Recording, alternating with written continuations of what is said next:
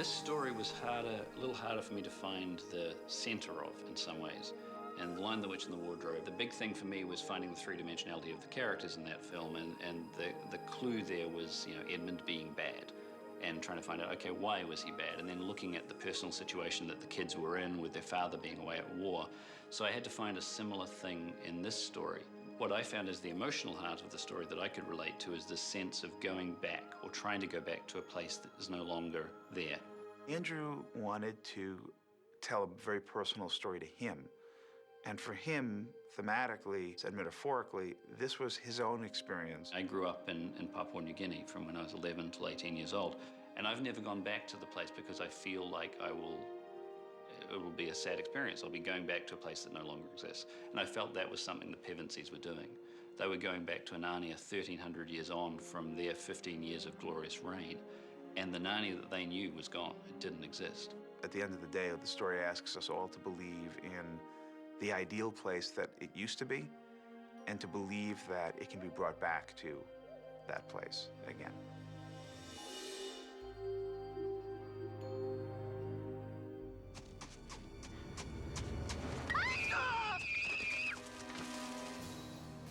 When we were in the middle of frantically finishing The Lion, the Witch, and the Wardrobe, and we were so up to our ears with work and not getting any sleep, and it just seemed like we were never going to get the ball up the hill. Andrew Adamson called me one night. He said, "Do you really want to do another one of these?" Coming out of Lion, the Witch, and the Wardrobe, I actually thought the last thing I wanted to do was do another movie with children, animals, visual effects, locations, all of those kind of things. But I think the main reason I did this was actually the kids, the Pevensies, who we'd really grown into this family on the last film, and I couldn't really imagine letting them go off to another director. Thank you, Andrew. All right. Dragging your brother up. That's what you do. When he hasn't got Wait, I haven't got action yet.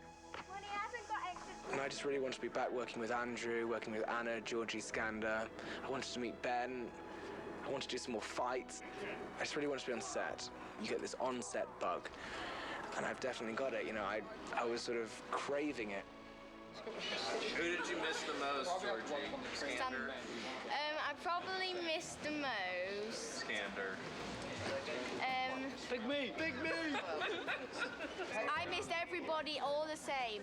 On the last film, we came out of it all sort of saying it was one of the best filmmaking experiences we'd had. As Prince Caspian started coming together, everyone kind of either was available or kept themselves available to do it, and we really assembled the same core group of people that we had last time. Isis and Sim and Dean, and in addition with Wendy, the other visual effects supervisor, Roger Ford, who is, you know, really a creative right hand, Mark Johnson, Phil Stoyer, and Howard Berger, who did such a wonderful job for us last time. All of these people available. And the interesting thing, I think, with all of these people is they'd overcome the challenges of the last film and embraced this film as being more challenging. We've got to make this film bigger, it's got to be better. So to know that we could all come together and rely on each other and know that there was already, you know, shorthand, you could throw half a sentence out to someone, they'd know what you're talking about and be able to help you. And the camaraderie that it sometimes takes half a film to build, we had from the start.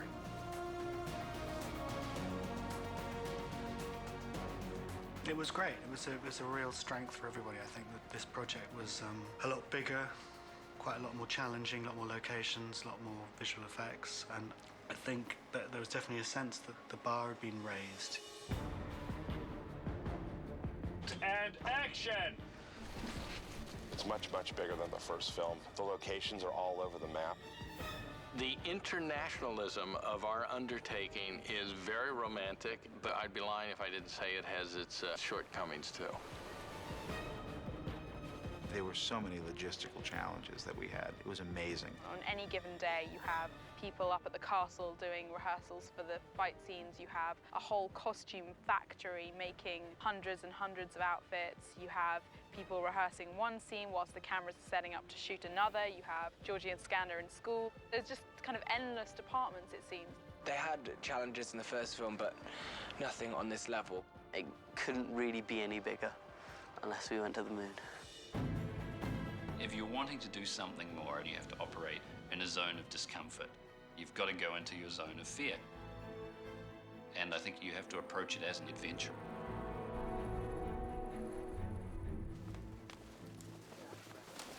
This would work if they kept going. You know, Right, I mean, if you had this pines like this size that just kept going for a couple of hundred meters, then you get the feeling that you're going into a darker forest. There's just about nowhere in the world that we didn't go to look for locations. The glamour of Hollywood, eh? We were definitely shooting in some less than friendly locations from a natural point of view. And it's always fun to invite the executives from Disney and Walton to come visit us in Usti. Oh, by the way, you should bring your insect spray because we have to do tick checks every night. It became a sort of a running joke on set about doing tick checks. I heard it was the size of a watermelon. Is that true? I think possibly a bit bigger, actually. Sorry, all the tick checks, that's right, yes. Running through that grass, it was kind of like the scene from African Queen. Andrew's never chosen locations for convenience. He always just chosen locations for their exact perfect fit for the story, which is what we so respect about Andrew. We started off the film shooting in New Zealand, and every location was a challenge. We had to helicopter into places and drop gear in from boats or other cargo helicopters. It's definitely challenging, fun challenges. Peter Dinklage, on his first day of shooting, actually was at one of these locations where you only get to by helicopter. Once you're there, you're not getting back out. He's got shaved head that he's just shaved for the film. He's got yak hair all over his face. So somewhere there's a yak on top of a mountain who's very cold, and I'm sorry. And then a long red wig, and it's, you know, it's summertime. It's not the coolest of makeups. And these things called sandflies, and if you leave any exposed skin, they chow down on you. That is a sandfly. As you can see now, it's penetrating his nose. He's lying tied up in the bottom of the boat being bitten by sandflies, and then to top it all off, two soldiers pick him up and dump him in the river. It's very cold. So that was Peter's first day of shooting, and he stayed through the end of the movie. I could be working in an office right now instead of getting bound and gagged in New Zealand. And that's how we started the film, so we knew it was only going to get more difficult along the way. We're like this giant mobile community moving from place to place.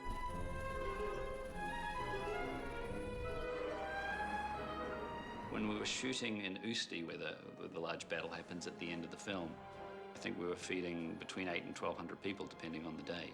That's a small army, a small town. We had people staying in people's houses. We had the hotels filled.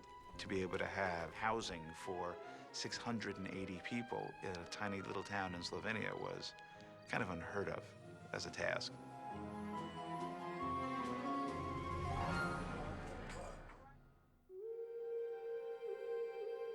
One of the things I really wanted to do in Narnia is give the sense of a world that was as big as ours, as multicultural as ours.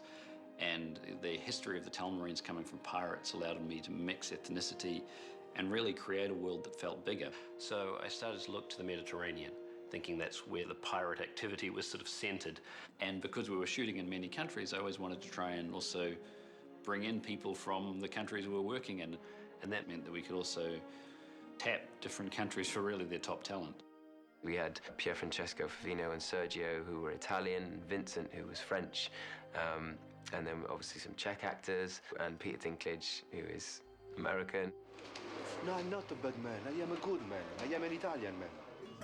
We were shooting the Council of Lords, the Telmarine Lords, and I walked out and all the lords were sitting, waiting outside the stage.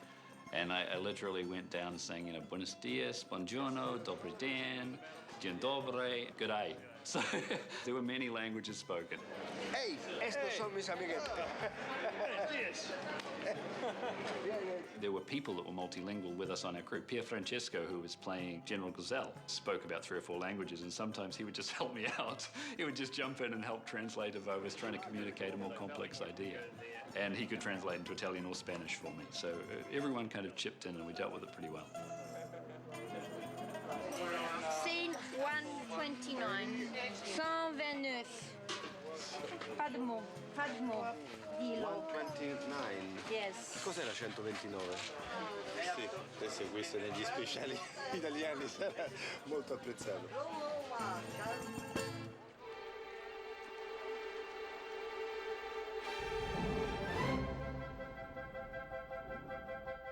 This is getting very dodgy up above now.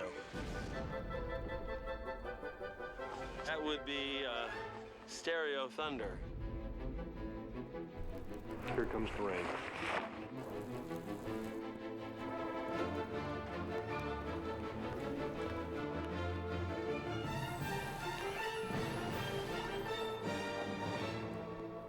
Probably the only disadvantage about being in these stunning locations is that the weather is completely erratic. 70%, does that mean it rains 70% of the time, or it just rains on 70% of the area? You can go from being sunny 1 minute to pouring with rain and having thunderstorms the next.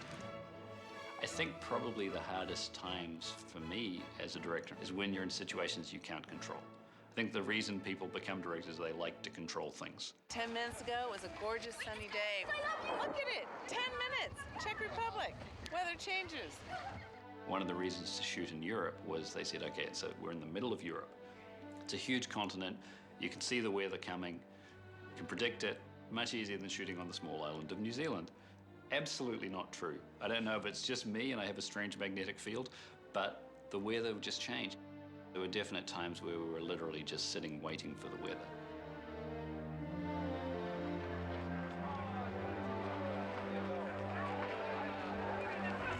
Do you know what to do with my umbrella? Waiting, waiting, waiting on the sky.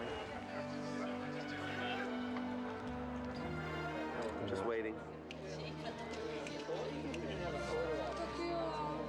Everyone's standing around waiting. Waiting for the sun to come out.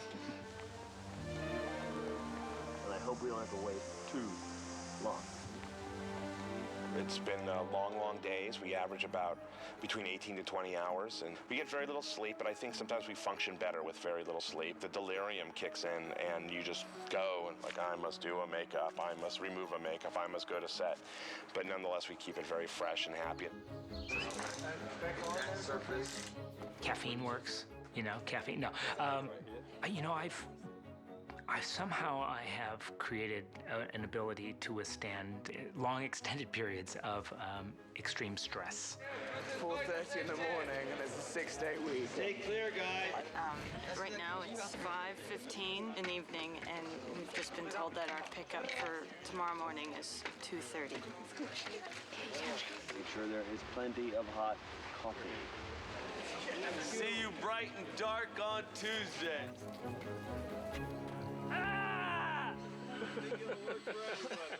I would compare what Andrew Adamson has just done to, in many respects, what a general oftentimes has to accomplish. He has roughly 3,000 to 4,000 people who are reporting to him, various divisions who have to be tactically on their target all the time, or else failure can occur. I would follow production, and editorial would follow production. I had a pretty comfortable life compared with the people who were standing around in the long grass, watching the ticks jump on their boots. It was analogous to being at the headquarters and having the war-weary troops come in at the end of the day to watch dailies. In fact, when we were in Usti shooting the battle, it really was like watching an army come home every day, because every day, as the light would fail, you'd start to see the first Telmarine troopers coming back with their gauntlets and gloves resting on their saddles. Their horses tired and dusty, they'd come in and you'd see them unsaddling their horses and hosing them down. It was just like watching a Napoleonic army coming back from a campaign. You know, definitely it feels at times like the weight of the world is on your shoulders. You have to remind yourself at various times throughout production that you're not saving lives, you are just making a film. The film is meant to be enjoyable and you should be enjoying yourself doing it. And there were things I would always try to do to convey that to the crew. Andrew's always the leader. He's the leader and he sets the pace and he sets the mood for the entire production. Very good. Let's go again right away. Give it a good entry, Skander. The trees are shaking, something's happening out there, you're not sure what. And very kingly, and action. Andrew's very respectful of everybody that works on the film, from the person who's handing out craft service to the DP. It's all equal under his eyes. Thanks, Tony. Well, he's cut his hair, which was a bit of a relief, but he's just totally the same. Is Georgie?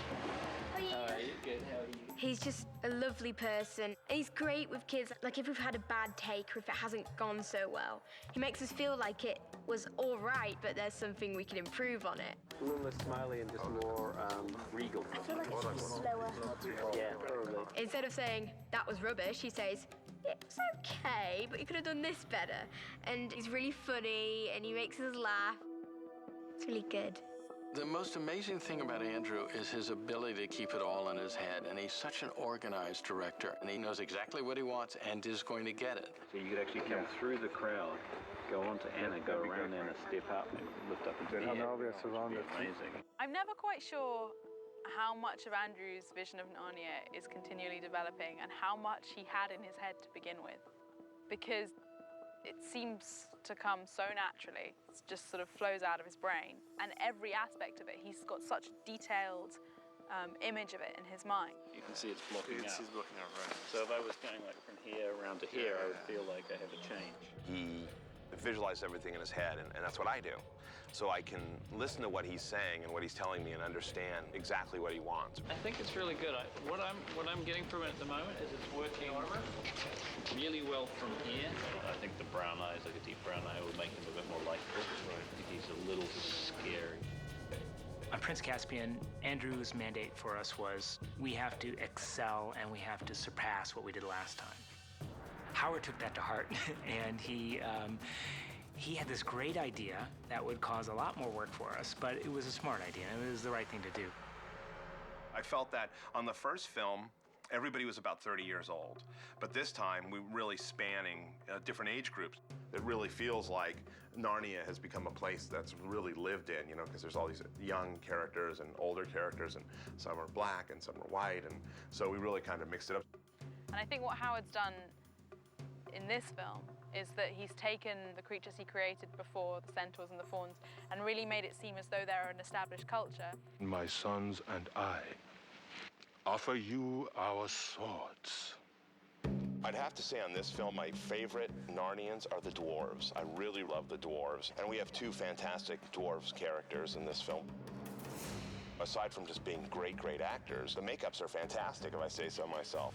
The makeup on Peter Dinklage is very subtle, and Tammy Lane is spearheading his makeup. It's beautiful.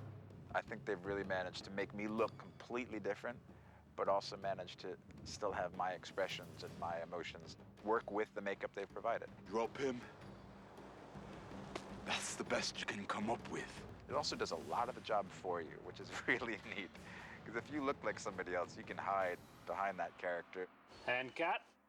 Andrew came from a visual effects background, so right out of the gate think, well, everything's going to be CGI. But he's really learned to embrace things that are practical, that he can see happen on set. Andrew has a philosophy. It's something that I very much believe as well, which is that the more that you can capture real in a frame, the easier it is to make the CG work look real. One of the things that I really liked of the work of Andrew was the fact that the use of visual effects is never generic. It's never pushing to obtain just astonishment or a wow. It's to add depth to what we're doing, and at the same time to enrich, if it's possible to say that, the vocabulary of cinema. It's just a great combination of all the magic tricks, and that actually creates a new magic trick. Because people go and see the movie, and instead of it being a full CGI, creatures going this way and that way, and the camera spinning around characters that are all CGI, and people going, wow, that was really a crazy sequence. It was all computer, you know, it pulls you out of the movie.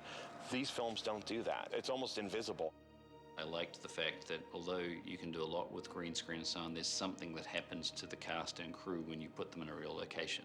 There's a reality that comes into their performance. There's a believability that's just there because it's real. The first time I walked into the castle set was to do stunt practice with Alan Poppleton, and I was really quite intimidated by it. I think that's what that set gave me performance-wise, was the fact that it's a life-size castle courtyard, and when you fill it with Telmarine soldiers who are basically burly stunt guys, and you're asked to fight them, even though you know what the routine is, it's fairly intimidating. It's one of the biggest sets that's ever been built, I think, that I've ever stepped inside. And still, it's only about a third of the size of the real castle height. When you look around, the walls will go much higher. We'll have towers surrounding the whole place. And this is one courtyard that sits inside an entire palace. We'll also have to go out and shoot miniatures, which will be shot in a whole other part of the world. We're going to shoot them down in New Zealand. For this set, we have probably 8 different types of miniatures we're going to shoot.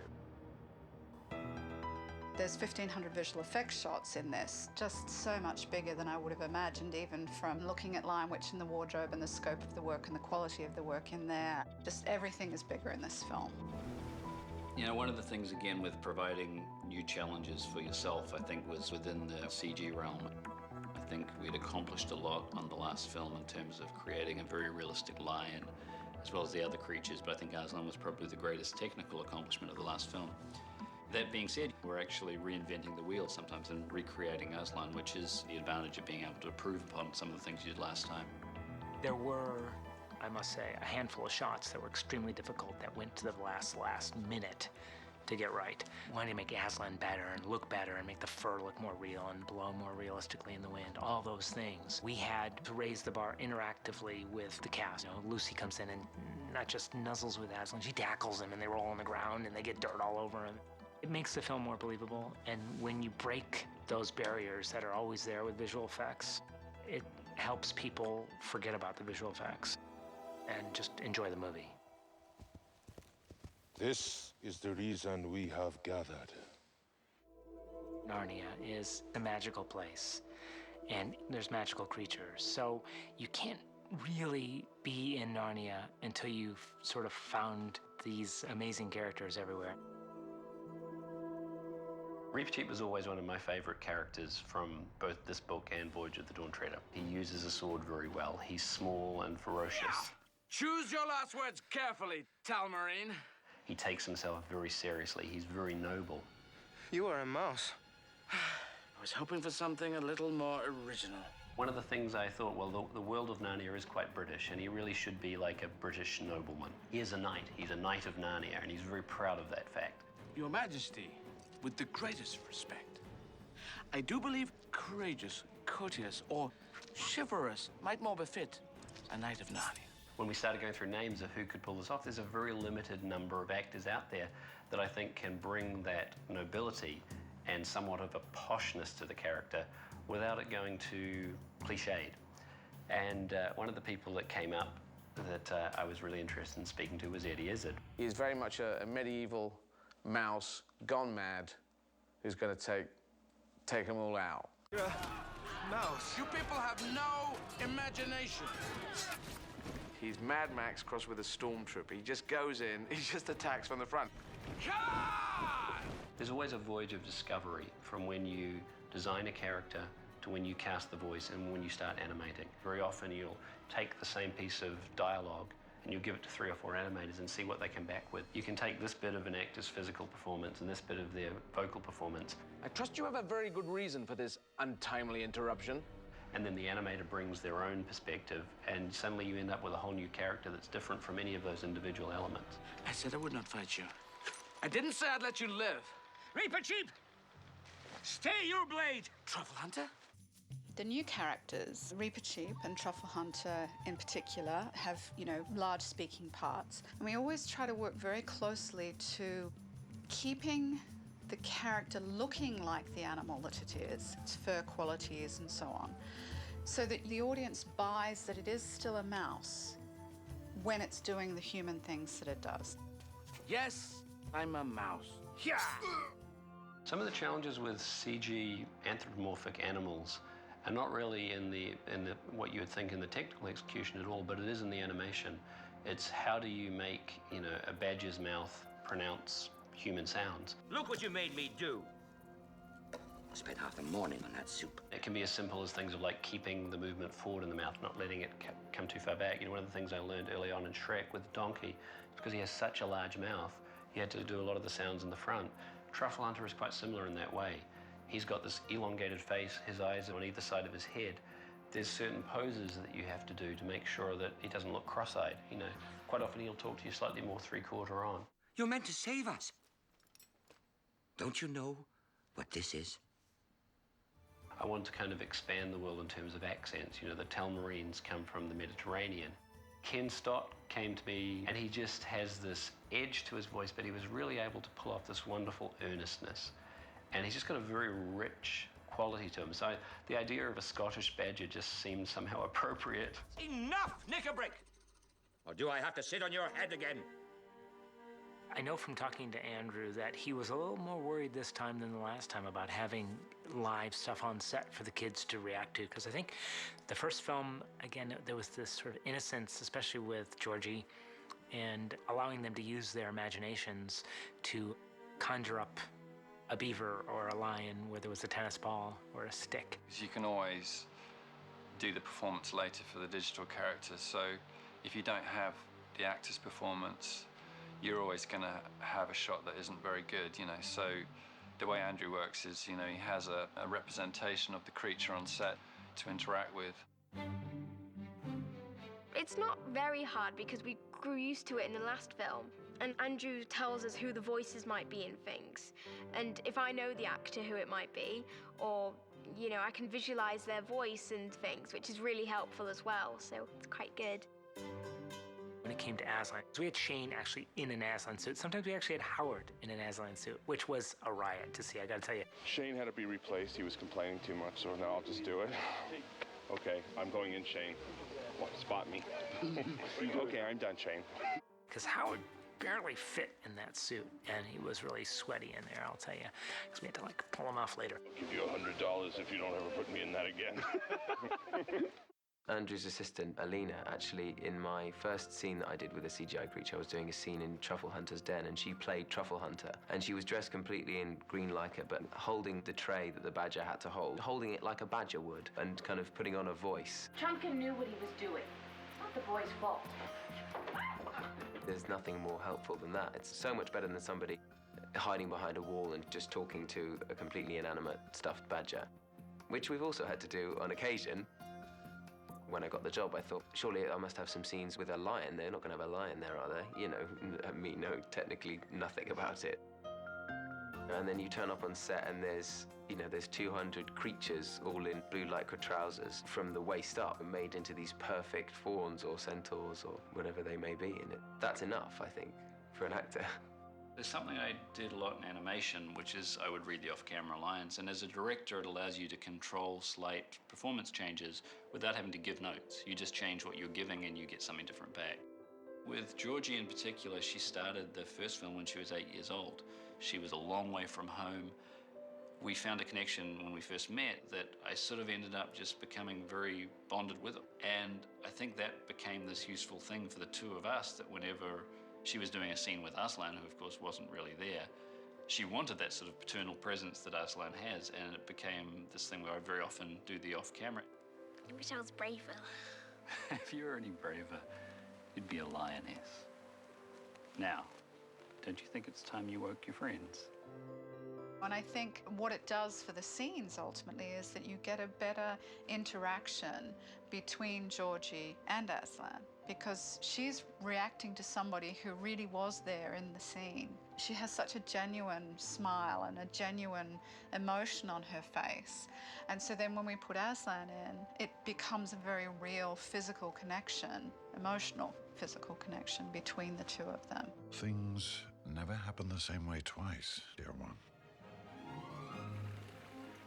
Georgie is just a really extraordinary child. And who lived here? She still has that sort of wonderment.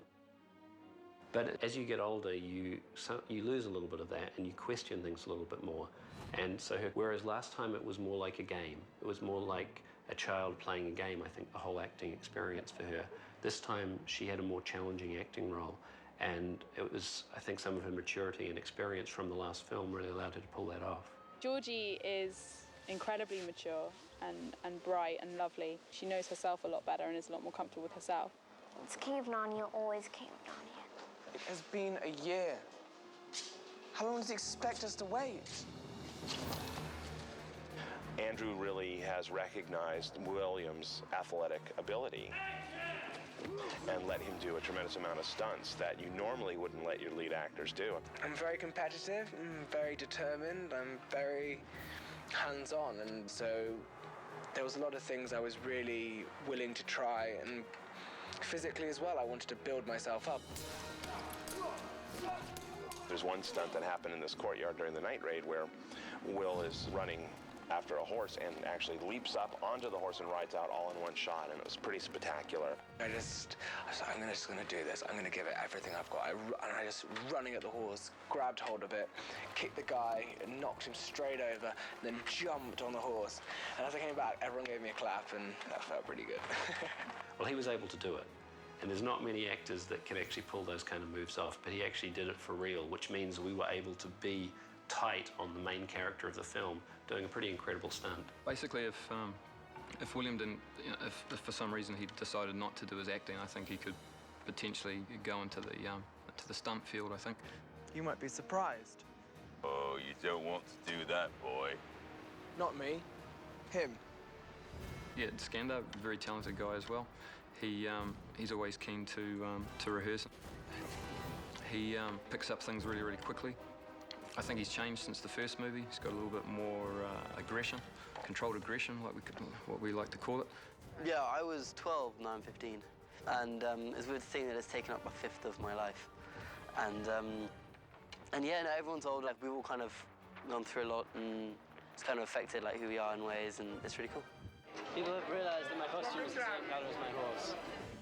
When I first got the script, I was really excited by the fact that Susan gets to do a bit more action stuff this time.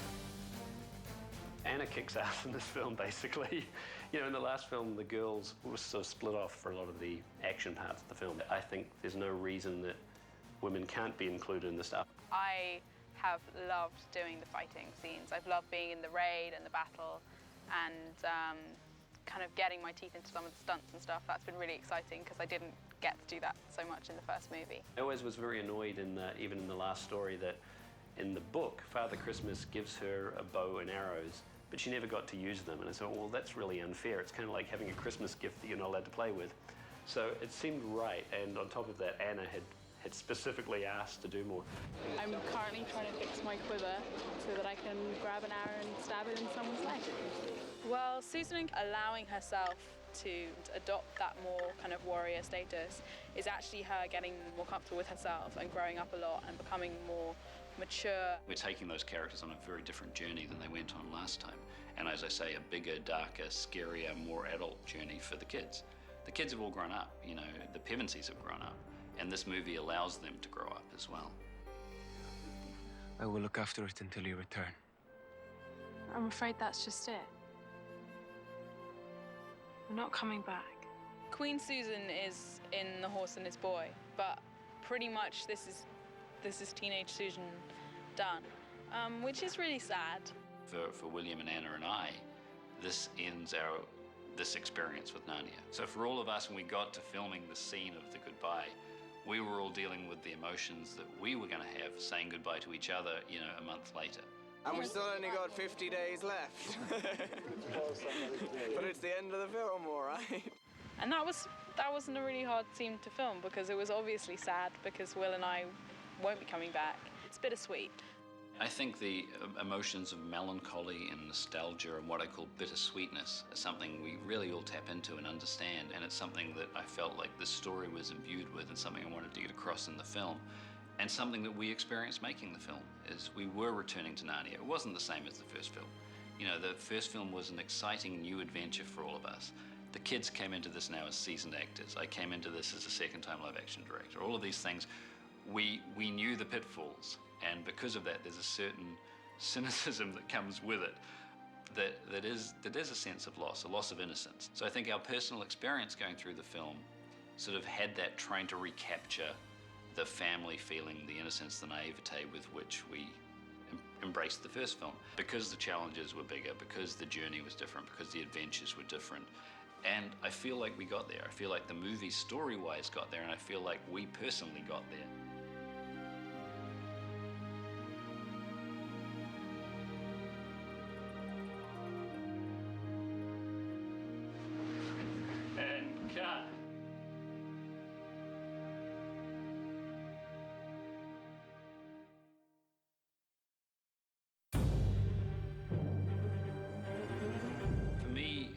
These films are very technical, they're very complex. I would say we use previs more extensively, both in terms of being able to sell the ideas, to communicate the ideas, and to actually plan the sequences logistically. Although I like to work organically, I like to have a very clear roadmap of where I'm going. I've used previs extensively in both films, probably more extensively in this one because there was more action, there was more technical complexity.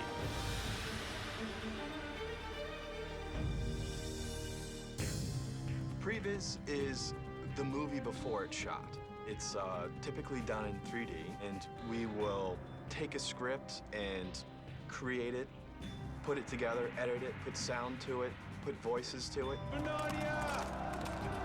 People ask me, what do I do?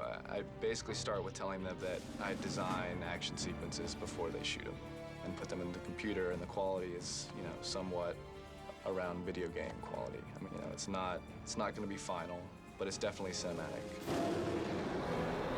Previs is, I guess, somewhat of an evolved version of storyboards now. The thing that you can get with previs that you can't get with storyboards is timing, and there's also an accuracy to the geometry that down the road becomes technical data that can drive camera systems. It's a closer representation of the final product than storyboards. The storyboards are still part of the process, absolutely. Sometimes it's not really worth previs in a sequence because everything is pretty static, and the story can be told absolutely in storyboards. Sometimes storyboards are just faster. On the day, it's really going to be more about the actors and what's happening in that space that you don't need to overplan. Just had a little meeting with Andrew about it, just kind of talk about some ideas, so now I'm just kind of sketching it out visually. Just really fast, simple storyboards. Thinking of some different angles and stuff that they could use when they finally get around to shooting this. So. I think it is very cutting edge because I don't know of a lot of other films that basically you could watch from beginning to end before anything's been shot. I believe it has a lot to do with Andrew because he comes from that animation background. And it's having an animatic is much more common in animation. And so he took that approach and brought it to live action. And really it's an amazing tool. I do think Andrew uses previs differently than most live action directors do. I think generally live action directors use previs in order to kind of block out how they want an action sequence to work, to make sure that they're going to get all the right pieces and that the sequence flows. Andrew uses previs more as a storytelling tool. It's too late. We have to call it off. I can still do this. Help me. I think it's one of those things that Andrew really enjoys about the process. It was fascinating to see the previs guys working with him on this material because there was stuff they were doing that I know Andrew didn't specifically ask for. They would put in camera shake, and they'd put in smoke effects, and they'd put mud splashing on the camera lens and water splashing on the camera lens. And this is just in the previs, and Andrew's a great audience for that stuff. Great. That's really good. Isn't that good? Yeah. I did the first significant previs of sequences when I was actually on the computer myself in some of the early Batman films. And certainly we've used it more and more, but I think everyone has used it more and more over the years. I met Andrew on Batman Forever, and Andrew was one of the effects supervisors on the show. And so our paths crossed briefly then, and then once again on The Lion, the Witch, and the Wardrobe. Rapin is incredibly creative, imaginative, really sort of like a sub-director, if that's the term. I mean, in many cases, I would just give him ideas and he would go off and play with them and then bring them back to me and we'd brainstorm and try and get something better than either of you would have created individually. And that's the relationship I feel like I had with Rapin. Castle Raid, that was the first sequence that we started working on, and that was something Andrew came to us and said, I have this idea for a scene that's not in the book. When we first conceived the raid, basically it was like one paragraph. The kids go in to rescue Cornelius and capture Miraz. A battle ensues. So for a while, even in the outline in the script, the raid was listed as being developed in previs. And so, we pretty much it took about a month or so to kind of generate all the assets that we needed, and then we went to it. We kind of went to town. And then we sat down with our heads of department and literally went through every single shot. To try and figure out exactly how do we bring that to life. And it's got to be done visually, because you just can't do it with descriptions on pieces of paper, right? So we started with the night raid, and then we went into the battle.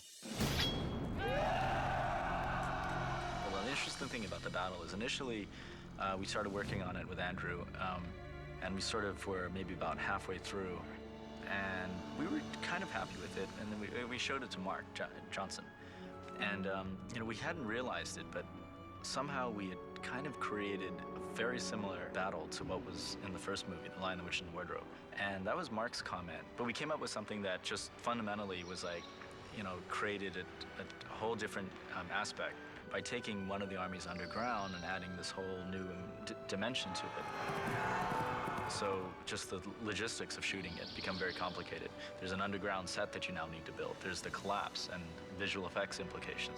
You know, it takes it to another level of, you know, how do we do this? You know, how much is this going to cost? In the world of computers, what's physically impossible anymore? We've had to pull back because of the cost of shots, certainly. And it really hurts sometimes to come up with a really, really cool shot, and it's just one of those shots that's gonna cost a fortune. But, you know, you can come up with some other cool things, or maybe you can modify the shot so it won't be so expensive. It gives an indication of how long it has to last. What's nice about having the previs on set is when you're making a movie like Prince Caspian, you're really making the movie in pieces.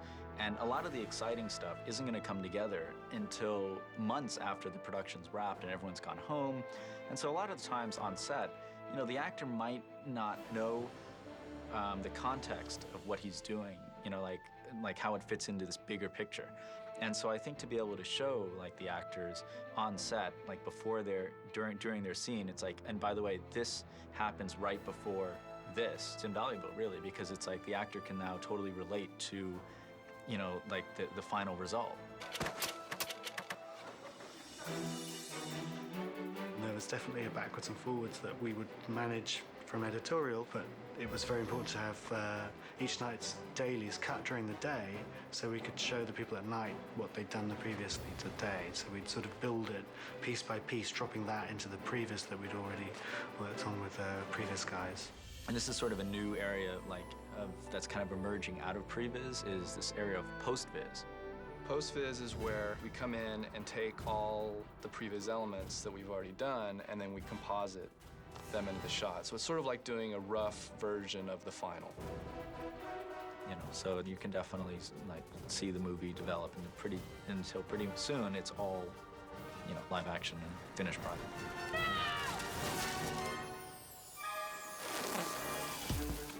There's a big step forward, I think, with Caspian. I mean, we're starting with a more solid foundation because everything we learned from Lion, the Witch, and the Wardrobe, and then plus the technology, the machines and the software can handle more data, more geometry, more texture. Visually, I just think we have a better, sophisticated palette to work with.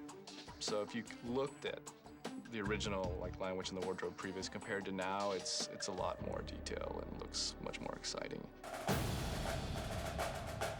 But previs itself, I think you'll see, especially with the advent of 3D movies and all that coming up, I think it's going to become more and more essential for films that are trying to push the bounds technologically. Caspian was pretty challenging. We had a lot of characters in some of these shots. We had to kind of think of some ways to get around some of the limitations of the computers. It seems like we're always upping the ante. Caspian was mostly shot when we started working on Dawn Treader. And, I mean, there are sequences in Dawn Treader where we're like, well, how are we gonna do this? Because it's just so big, it's so epic. But we're you know, asking ourselves the same questions on Prince Caspian. It's pretty fantastic that before a single frame is shot on Dawn Treader, we'll be able to watch the entire movie.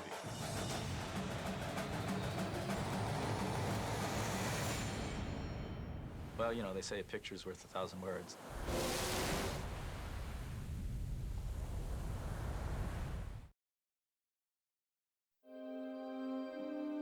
C.S. Lewis left things fairly sparing in terms of description. I think his whole method of writing is to evoke an image and let the reader imagine it for themselves. Books are not films, and there are some books that really don't lend themselves to film. With Lewis, that's not the case, but there are moments that need to be fleshed out. When you read Lewis, particularly as a child, you bring a lot of yourself or your imagination to the whole world and to the kids themselves. Lewis kind of lets your fertile 10-year-old brain go to town. I suppose it was great that the book didn't have much description because you're not going to get caught into, oh, well, the book says. For those people who love the books, I think it's interesting to see what changes are made to bring it onto the screen.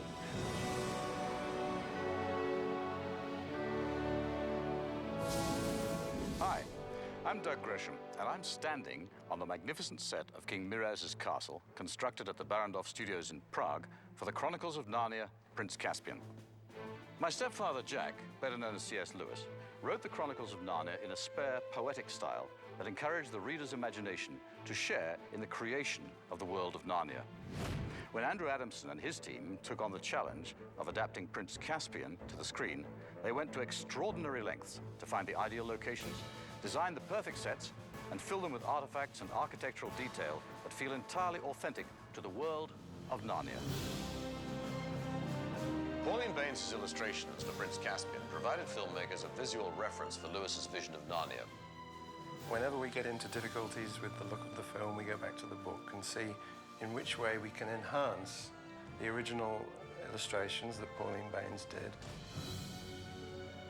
They found themselves at the edge of the wood, looking down on a sandy beach. A few yards away, a very calm sea was falling on the sand with such tiny ripples that it hardly made any sound. There was no land in sight, and no clouds in the sky. The sun was about where it ought to be at 10 o'clock in the morning, and the sea was a dazzling blue. Well, the great thing from this was that we found a location in New Zealand for where the children arrive in Narnia. It's called Cathedral Cove. There's a lot that happens in a natural world, and it's harder and harder to find locations unspoilt by humanity, so you tend to have to go to the further reaches. It's an incredible set they've done. Really expensive. I don't know, there it's fake. It's not real, this is all just a studio. There were some locations that were only accessible by helicopter and boat. We were getting choppered in to a location on a beach and chop it out and chop it back in again. Sand everywhere, salt water everywhere. It's a remote location. No one's anywhere near here. And I don't think it's possible for me to not just have my breath taken away by how beautiful the locations are. And even when we're in an intimate scene with the kids, we're still very much in those environments. But it has a wonderful tunnel-like arch in the rock. So we started to think we could echo the shape of the tube station in the natural formation of the cliff. So they go into a man-made tunnel and come out into a natural tunnel, and then they emerge onto the beach. Right. Well, the beach is described, I think, in the book in very simple terms, just that they came out of the forest and found themselves looking down the sandy beach of the sea. Yeah. So you've translated that into a fascinating scenario. We've tried to make the transition more interesting, yeah. Where do you suppose we are? Where do you think? I don't remember any ruins in Narnia. Pressing their way between the laden branches, they reached the wall.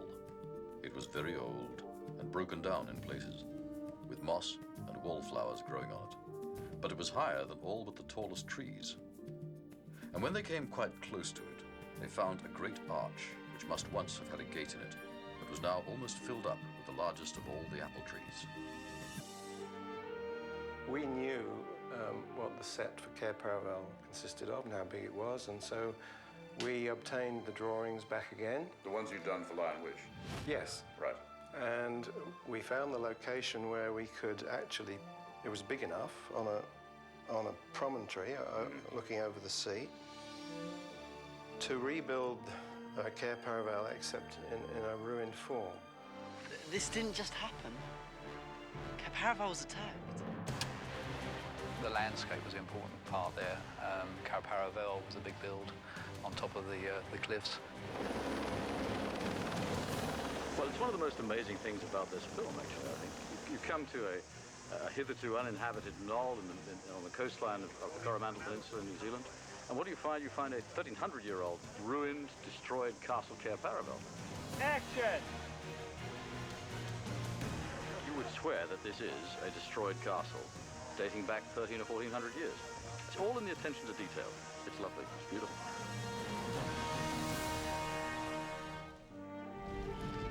Andrew decided that Cair Paravel had been attacked by the Telmarines. That's not absolutely clear in the book.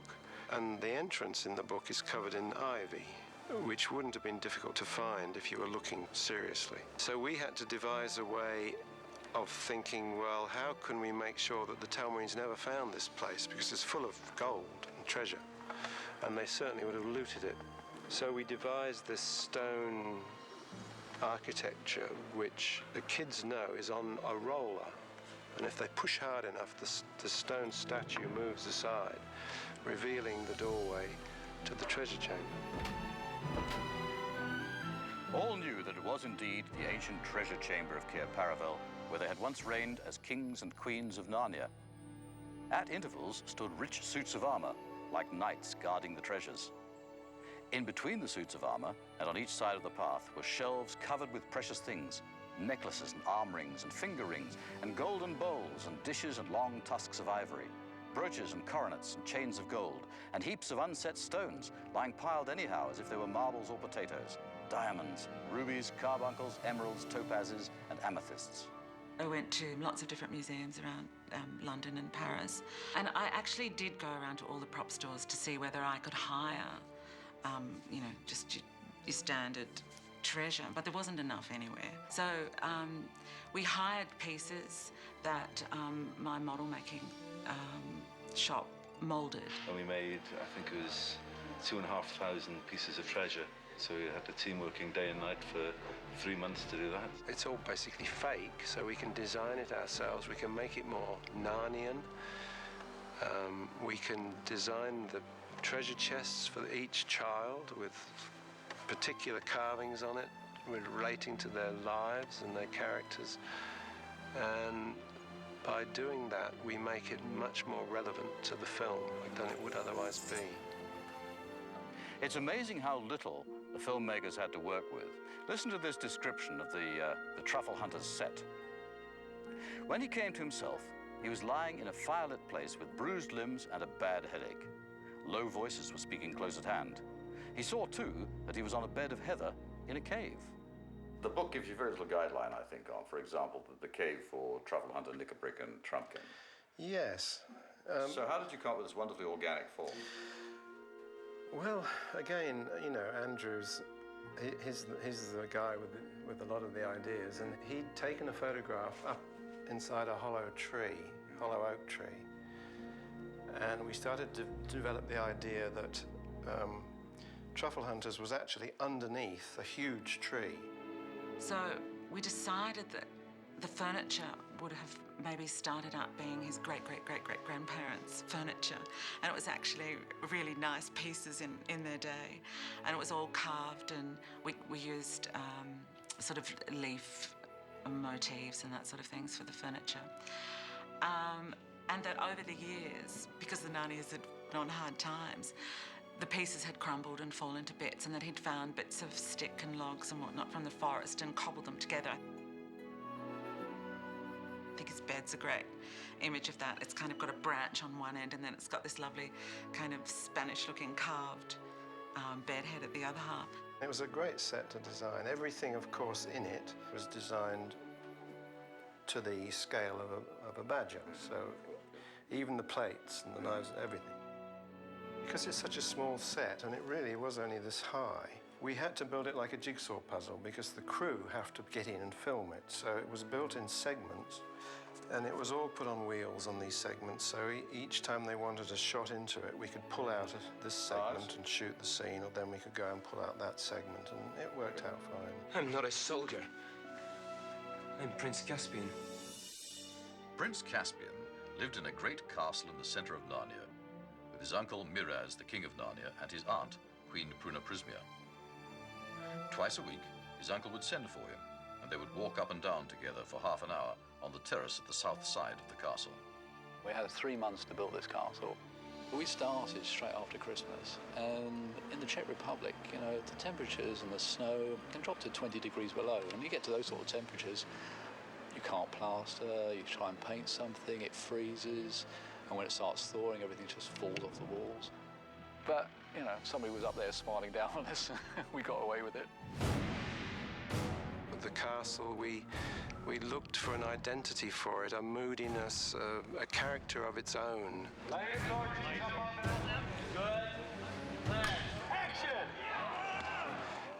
So that within the film it'll become a memorable building, a kind of character reflecting the culture of the Telmarines and of Miraz. There is an illustration of Miraz's castle, and I think they're sort of basically a Gothic castle, which we've all seen in fairy tale books and illustrations. We went in a slightly different direction with this one. We wanted it to be brooding and rather, oppressive. It's fairly intimidating, and it's not really hard to act scared, because generally if you're thinking something, that will show on your face. And I was thinking, I'm pretty scared right now. But the sets are awesome and inspiring. And it's incredible. I had to look up a few times, because otherwise I would have forgotten that I was in a stage. Oh, you're painting now? They're gonna paint it out in CGI anyway. I remember going to the castle. It's absolutely amazing, and they just built it, and I just remember going and I was speechless. All I could say was wow, and I was just such in awe. The really great thing about it was by designing our own castle, we could design things that were specific to the Telmarine world and hadn't been seen before, and really made it, I think, more believable. Get up. Thank goodness. You'll see. We have an opportunity in each set to reflect in some way the character. It's not just another room. If you look at Miraz's bedroom, it's spiky and sharp and metallic and hard. If you look at Caspian's room, it's a much softer, much more interesting room with lovely paintings on the wall of astronomy and the heavens and things he's studying. We basically started off thinking of Caspian as having a foot in 2 worlds. So we've used a Starry Night inspiration for the ceiling, and we've used sort of the Telmarine compass symbol, but turned it into stars for Caspian. So Caspian's kind of slightly caught between the 2 worlds. Professor, I have to find him. We actually saw a location of a 12th century crypt outside Prague. And I thought this could be Cornelius's room. It's got all these lovely columns and arches, and it sort of feels right for him. His room was quite different to the other rooms in that Telmarine castle. It's something that tells you more about the character himself or herself. He's a scientist, but he does astronomy, astrology, magic, chemics, biology probably. So it's full of different things. It's a wonderful set. It's one of my most beautiful sets in the movie, and probably one of my most beautiful sets in my career. If Caspian does know of the deep magic, my lord would have good reason to be nervous. The place where they had met the Fawns was, of course, the dancing lawn itself. And there Caspian and his friends remained till the night of the Great Council. Now, the dancing lawn has to be a place of mystery and strangeness. So this set that we're in is actually really the product of the imagination and genius of our production designer, Roger Ford, and of course, Andrew Adamson's vision behind that. It's all been built with a sense of mystery, strangeness, and unusual formations. There were a couple of locations we thought, well, this could be Dancing Lawn. But for one reason or another, it didn't quite work, or the access was too difficult. It's a night scene, and we really want to control this. So we brought together all the elements, and in a sense, we'll finish up with a better result, because we can give Andrew exactly what he wants without any complications. So you've actually cherry-picked the very best of all of these different locations and put them all in one place. The rocks and the trees and the shape. and the waterfall, and we put them all together in the studio. And then we can light it beautifully and... just make it work. Yeah. Together, we have a chance to take back what is ours. Well, when they asked what Aslan's How is, this is how Jack described it in the book. It lies within the skirts of the Great Woods, and it is a huge mound which Narnians raised in very ancient times over a very magical place, where there stood, and perhaps still stands, a very magical stone. The mound is all hollowed out within in galleries and caves, and the stone is in the central cave of all. Aslan's How is a strange name for a very big mound that the Narnians have built, covered up the original stone table from the first film, which is now like a sacred site, to protect it and to keep it secret. Well, I notice you've got over here some pictures of Aslan's How, and the way it looks in the movie, whereas in fact on the set it comes to about there somewhere. There. And the rest is put in with computers after. Computer.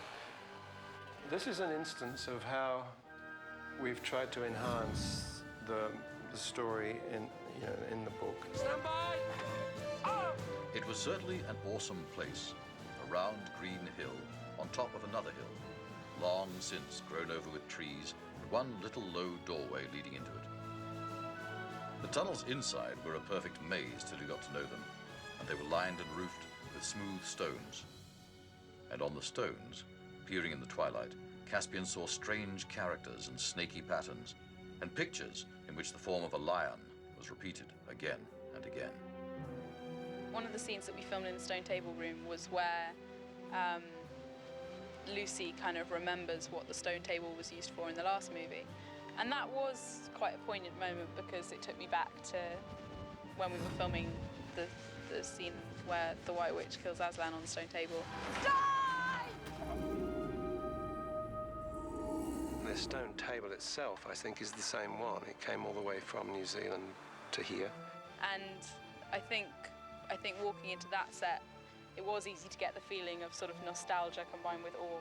But it's massive. It's such a huge set. And I had a scene where earlier on in the movie where I light the entire room up, and it's really magic. And Andrew actually played some music from the coronation of the first movie during that scene to make us all kind of feel the epic size of what we were doing.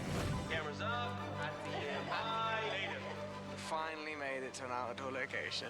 The sun's shining. Sun's shining. It's a beautiful day, and we're happy to be here.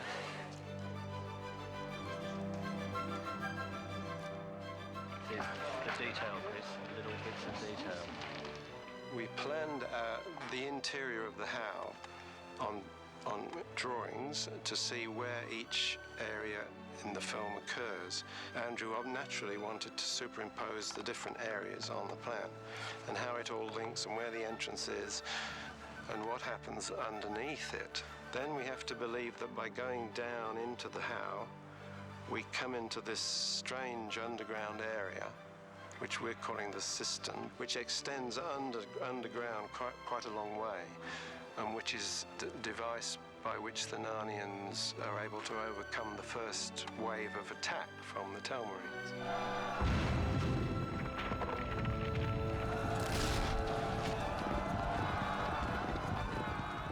The Bridge at Baruna, which became such a huge undertaking, an enormous construction for the crew, starts out in the book like this. The river gorge had just made a bend, and the whole view spread out beneath them. They could see open country, stretching before them to the horizon, and between it and them, the broad silver ribbon of the great river. They could see the specially broad and shallow place which had once been the fords of Baruna, but was now spanned by a long, many-arched bridge. There was a little town at the far end of it. The Baruna Bridge, where we've been filming recently, the natural setting is just overwhelming. That's right, we have this great location in Slovenia, the Socha River, which is beautiful and actually matches our locations in New Zealand. The colour of the water. It looks very similar, doesn't it? It is. It could be New Zealand. I think people are going to think that the water is CG because the colour looks completely unreal. I remember going there on the recce with Andrew, and he says, turned around to me and said, well, can you build a bridge on this roaring mountain river? And I think, oh, okay, we'll kind of give it a go.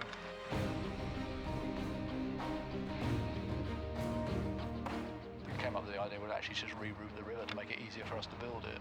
Because it is a stony riverbed, and with the authorities being cooperative, we were able to divert the course of the river so that we can build our bridge on dry land.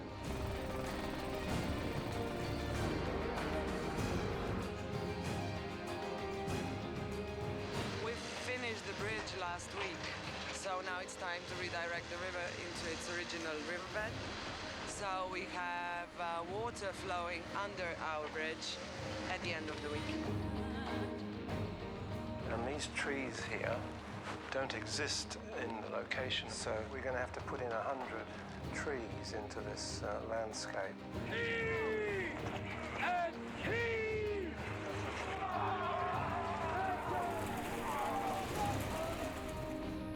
But to build something this complicated and potentially, it was a dangerous thing to do. To put major cast and crew over a roaring river can't be undertaken lightly.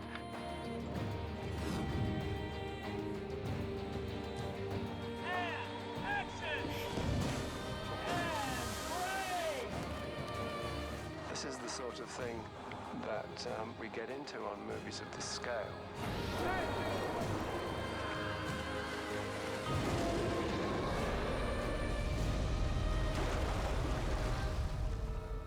At one end of the glade, Aslan had caused to be set up 2 stakes of wood, higher than a man's head and about 3 feet apart.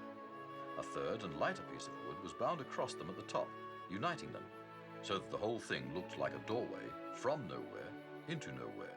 When Aslan invites people to go back to their own country in the book, they make a portal with 3 pieces of wood. And it's like, well, how can we make this more filmic, more dramatic? So we started to think that perhaps Aslan could call upon a tree, because trees play such a great part in the film, to twist and open and make a portal. And Andrew said, well, we should put the tree on the edge of the cliff. How do we know he is not leading us to our death? So that when you walk through, it's a leap of faith. Because if it doesn't work, you're going to fall 500 feet. We'll go. We will? Suddenly we've got a lot more than 3 pieces of wood to walk through. And in this sense, we enhance the ideas of the illustrations in the book.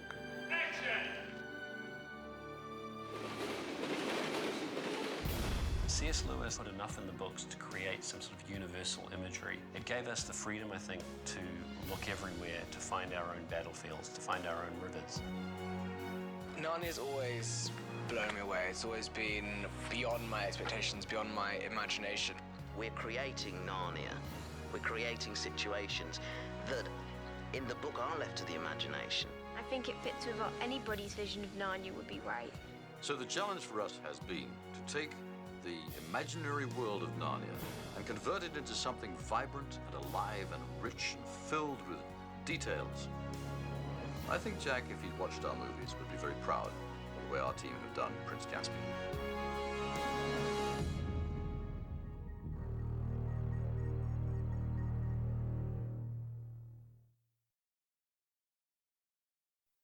There's a big sequence at the end of the book where this river god comes and takes away the bridge. And I was able to just look for what is the most beautiful, spectacular, interesting river to do that. And we found a river in Slovenia. In this town of Bovic, the Socha Valley.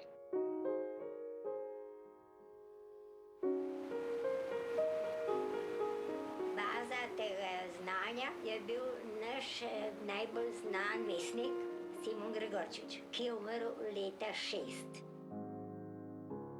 Krasna si bistra hči planin. Brtka v prirodni si lepoti. Jaz se pišem Darenka Kravanja in sem najstarejša Bovčanka s 96 leti.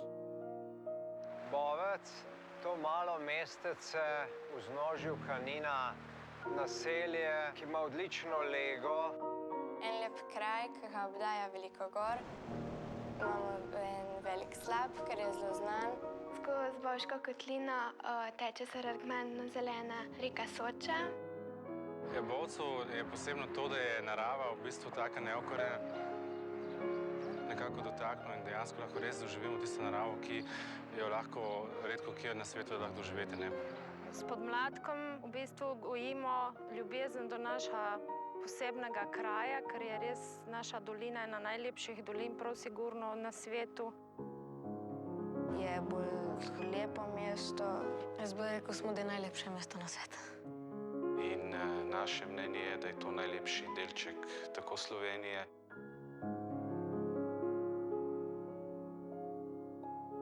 Kot najnovejši dogodek smo slišali o tem filmu, velikem baje, zelo velikem, ki ga bodo snemali v Bovcu.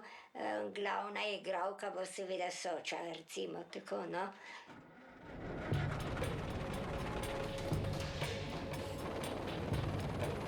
Logistically, it's a challenging thing to make a film this size. Around 40 drivers, 34 different kind of vehicles. Tonnage-wise, quite a lot. You know, we had crews of 1,200 people, depending on the day. That's a small army, a small town. So you have to have a very, very strong production team, obviously, to help you. And when you go into any new environment, particularly a new country, there's always fears. Will you be accepted by the community? How experienced are the crews? How smoothly is the operation going to run?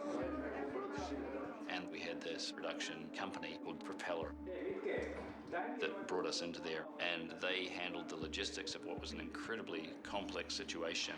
A Propeller is working mainly in the field of advertising. So this is our first feature film, which is, wow, quite the beginning.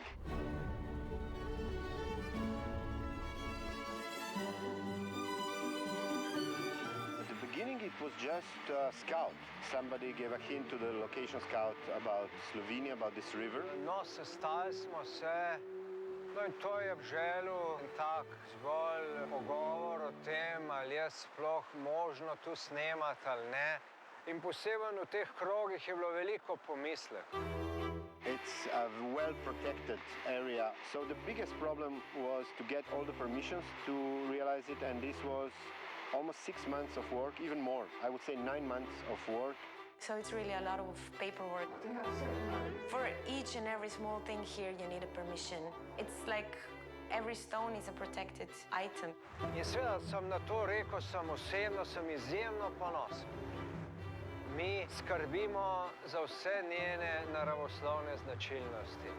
Se pravi, tako za tele kamne, ki so tu, kot za vodo, ki teče in za vse stvari. We got, I don't know, 40, 50 different permissions. So this was difficult, quite difficult. It's a huge thing, you know. For Slovenia, it's a huge thing, actually. It's one of the pearls of the country. No in po tistem, kar so razložili in po tem, da so pokazali tudi veliko mero zaveščenosti, smo se pogovarjali naprej. It's a beautiful location which matches the rivers in New Zealand beautifully that we've already filmed at. And we started to toy around with the idea of building a bridge. The bridge is based on the bridge that Julius Caesar built to cross the Rhine when he was attacking the Germans. A wooden structure made out of big pine logs. It had to be quite a kind of sophisticated design, but look of the period and the style that Roger wanted to look like. So basically we went to like the biggest bridge builder in the country. And Mr. Humar, which is one of the managers of this company, was immediately ecstatic about this project because he's a bridge builder since his young years. Rekel bi tako, ta projekt je zahteval kar nekaj spoštovanja. Nenavaden mostni projekt, ki se ga ne gradi kadarkoli. Mislim, da je bil to za nas gradbenike v Primorju in smo se ga lotili z vsem spoštovanjem. Vsi ti hlodi so temeljeni, zabiti v reko Sočo.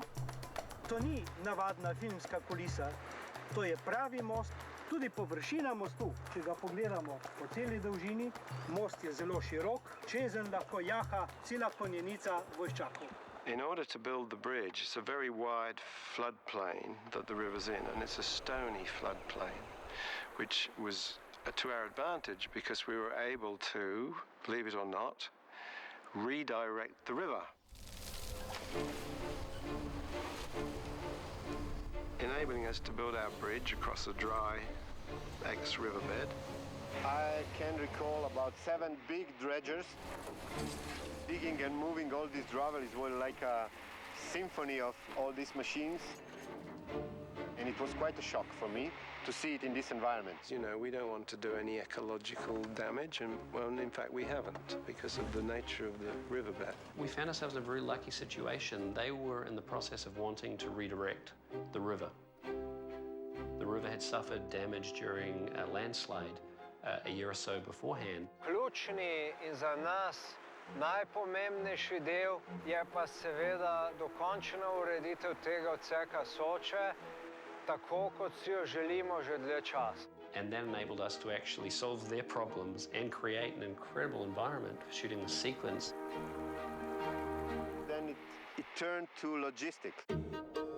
I started getting the numbers. It started with 700 people, first unit, then 900, then 300 extras, 1,200 altogether, then 100 trucks, then 370, I think is the last number we got, vehicles, and this is huge. At the moment, you know, we are organizing the base camp. Sunday we start building the tents for the makeup wardrobe and prosthetic and catering tent for the crew and then for the extras. It's going to be really big and filled up with a lot of equipment. It's going to be another village. It's going to be another Bovec in the Bovec. So let's say the main preoccupation I had was how to handle all this, and I shouldn't forget accommodation. I can tell you accommodation is a science fiction. We're talking about Bovec, which has, I think, 1,600 inhabitants. And I have to find beds for 1,000 people. So in the beginning, it was nightmare. Because this is such a small village. So we are spread from this point where we are now for about, let's say, 70, 80 kilometers. I will just show you this.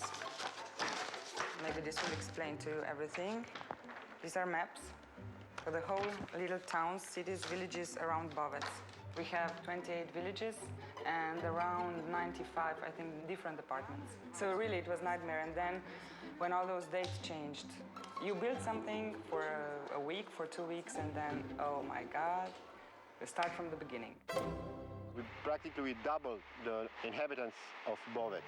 So it's really a huge impact on this community.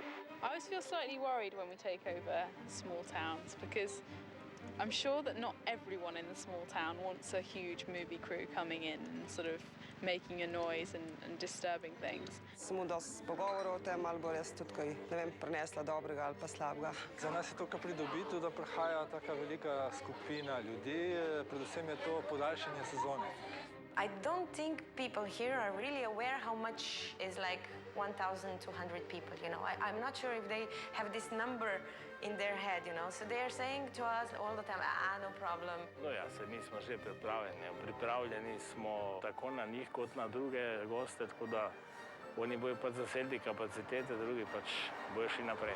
I think this will be really a shock for Bovec because all the restaurants, they close at 9 o'clock in the evening. Hotels, they serve food till 10 o'clock in the evening. Well, it's going to be full on. I mean, suddenly we're going to have 850 crew descend on this town for the next 2.5 weeks. It's going to be absolutely crazy. All the things that can have been done to make that a smooth operation have been done, but it's going to be unlike this town has ever seen.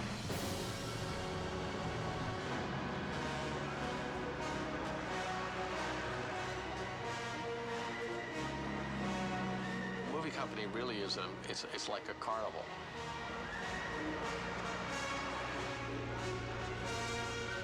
You know, our trucks pull into town, and we create hopefully this magic that captivates some of the local citizens. Rehearsals, go scout!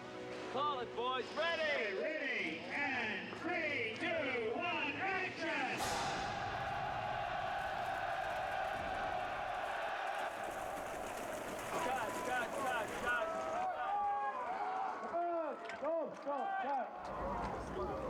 Next sunny bit, which might be a bit. we're waiting on weather, like we usually do. Heads off, heads off. Everybody take cover. It's a beautiful area. So beautiful. Now, if you could just work on the weather. They just called lunch. It's starting to rain. I think we got 2 or 3 takes. Oh well.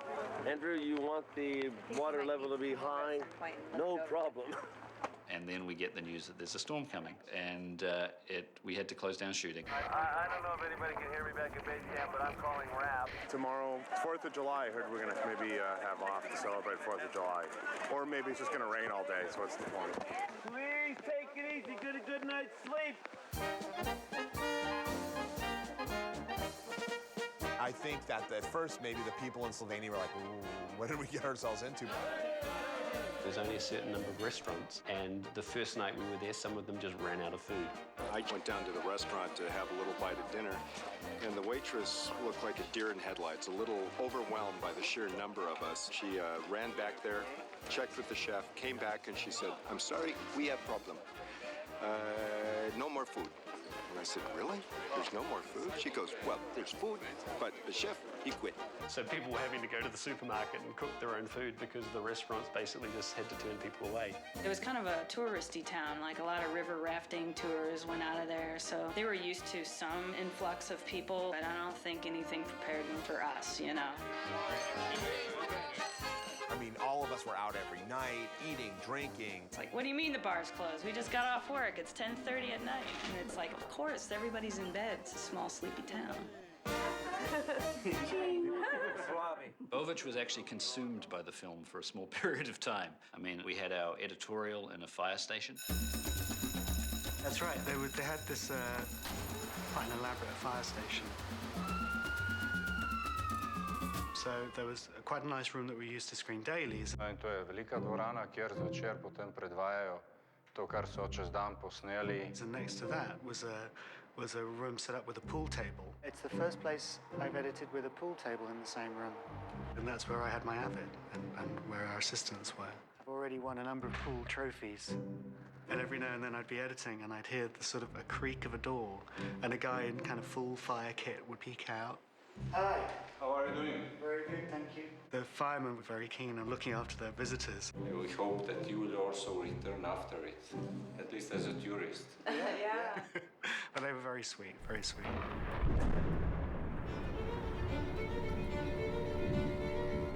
It was a pretty intense storm. Later that night, I was getting calls. We don't know if the bridge is going to hold. The biggest risk that we have here is weather. Having been here and experienced it now for a month and a half, I can tell you that whatever anybody says about the weather, you don't know. You just don't know. If there's a sudden really, really heavy rain for a day, there could be a flash flood, and we're up against that worry. Reka Soča ima 1000 obrazov. Včasih je mila, včasih pa naraste, ima izrazito hudourniški značaj in se njene vode se znajo dvigniti. I was getting really worried. I mean, if the bridge had been washed away, I think we would have lost months of production. Non-stop rain, and this river has gone up twice its size. The real danger is, quite frankly, right now, the river can take it. It's a question of whether or not our set can. It had been built to withstand, I can't remember exactly the cubic force of the water, but we were within a tiny tolerance. We got to the point of flying our engineers in, and we had an emergency runoff in the river that we, had bulldozers standing by. We're about to divert the river.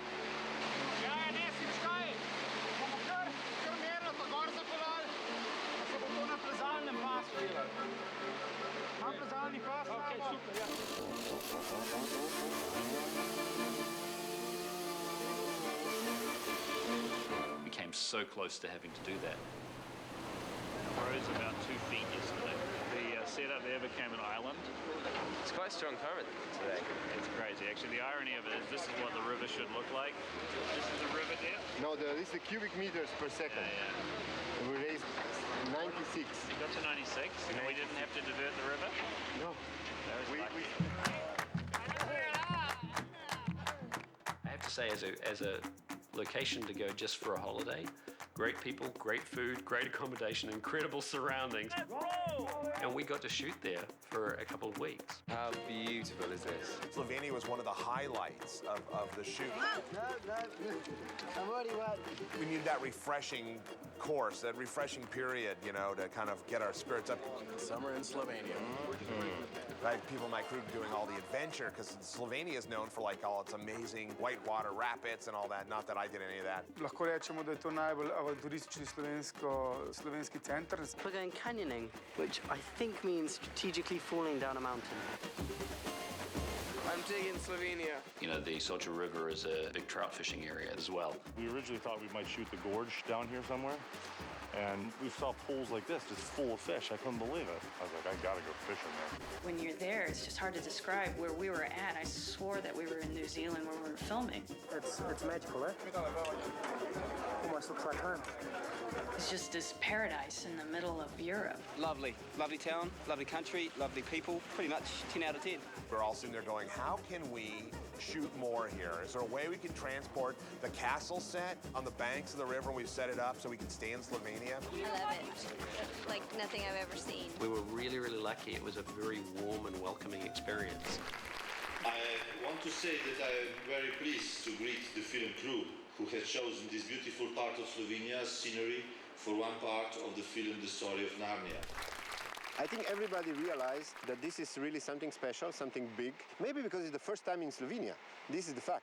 Zdaj pa končno nekaj dobrega se dogaja tle okrog Bovca, v Bovcu. Ker Bovc zasluži tisto. Dejansko pravlični, ampak za razvoj smo imeli pa zadnja desetletja kar nekaj smole.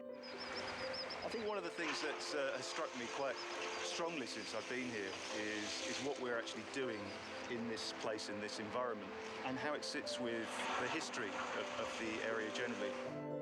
Nahajamo se na prizorišču snemanja filma o Narni in slučaj izgleda je nanesel, da se nahajamo prav na prizorišču, kjer so se veliki zgodovinski dogodki odvijali pred 90 leti, če govorimo o začetku vojne med Italijo in Avstro-Ogrsko. V cerkvi je gospod dekan oznanil, dragi verniki, vojna bo. Bovec mora biti v 24 urah prazen. Temu je sledilo 26 mesecev bojevanja v jarkih, kar je bilo značilno za Prvo svetovno vojno. Italijani povzročijo, velike izgube in težave tako branilcem kot tudi velike izgube na svoji strani. Po 11 bitkah se znajde avstro-ogrska obramba v velikih težavah, zaprosil za pomoč Nemce. Bovško bojišče je bilo značilno po tem, da ga ni bilo mogoče uničiti, torej italijanske utrdbe v dolini, so se odločili uporabiti plin in sicer na tem mestu so inštalirali, namestili 900 minometov in ciljno območje je bilo pa seveda v tej kotlini. Koncentracija plina je bila tako visoka, da nihče ni preživel. Ta bitka je bila pravzaprav svetovno najbolj zabeležen dogodek na Soški fronti, poimenovan po cilju prvega dne po Kobaridu, ki je v literaturi znan tudi z italijanskim imenom Caporetto, Hemingway prepovedi z Bogom orožje, A Farewell to Arms. I used to go for a run every morning across the floor of the valley, and one time I ran back towards the Italian border, and that coincides with where the trenches were in the First World War, and you can actually peer through the gun sights. So it was pretty moving, pretty amazing experience to be there in the rain and to look through those gun sights and think very little has changed since then. Ko smo se oktobra približno so se nekateri že vrnili v Bovc, čeprav je bil popolnoma porušen. Tako da smo bili delovni takoj, kakor smo prišli domov v Bovc. Interesting metaphor that we've got our raging battle between Narnians and Telmarines stretching across our bridge, and now this awful warfare has already sat in this valley. It was something that struck me very strongly. And who would have thought, you know, all those years later, that from a whole lot of shooting of one kind, you end up over here shooting a different kind of thing. Today is day 100 of however many, but we're very excited. This is celebration time.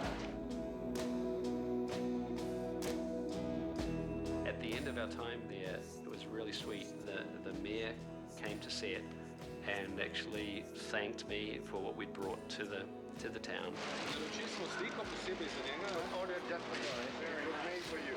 Nobody see? And he gave me this wonderful, naive painting of our location. This is after the bridge is gone. And a medal that gave me sort of an honorary membership to the town. We have a little something for you. It's not much, but you can wear it. I would say one of my lifetime experiences, personally. Let's take us home, boys and girls. A lot of fun, a bit of gray hair. Let's roll, please. Rolling. No, really, it was something special. See you next time. Next time. Yeah. It was wonderful. And now that the bridge is gone, everybody's kind of sad because it was so beautiful. Well done, everybody. And when everybody will be gone in a few days, I don't know, it's going to be quiet. Good everything. Too quiet. And then on top of that, we were actually able to help them restore a location to its original state as part of our process. So in the eyes of all the conservation people there, they were very happy that we were actually leaving it in the better state that we found it. Sem zelo vesela in bi rekla hvala tistemu človeku, ki je našel prav ta kraj za snemati, ker mislim, da je zadev prav res pravljica v pravljici. Po mojih izkušnjah, tisti, ki enkrat pride, je sigurno zaklet in pride še nazaj. Mi smo vsi, kolikor nas je domačinov, seveda še zadovoljni, da smo v tem lepem kraju doma.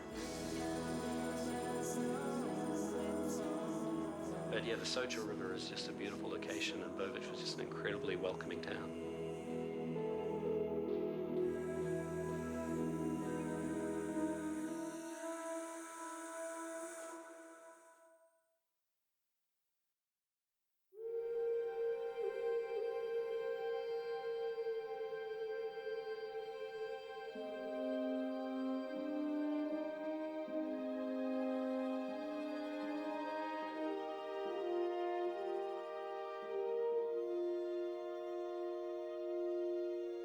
As a child, I was always very inspired by mythical lands and creatures. And I just sort of always had this imagination for something out there. And I think Narnia is really the closest you're ever going to get to a real fantasy world. The magic of Narnia is that there is this land in which all of it communicates, that all of it, not just the animals, can talk. They're so still. The trees. What do you expect? They used to dance.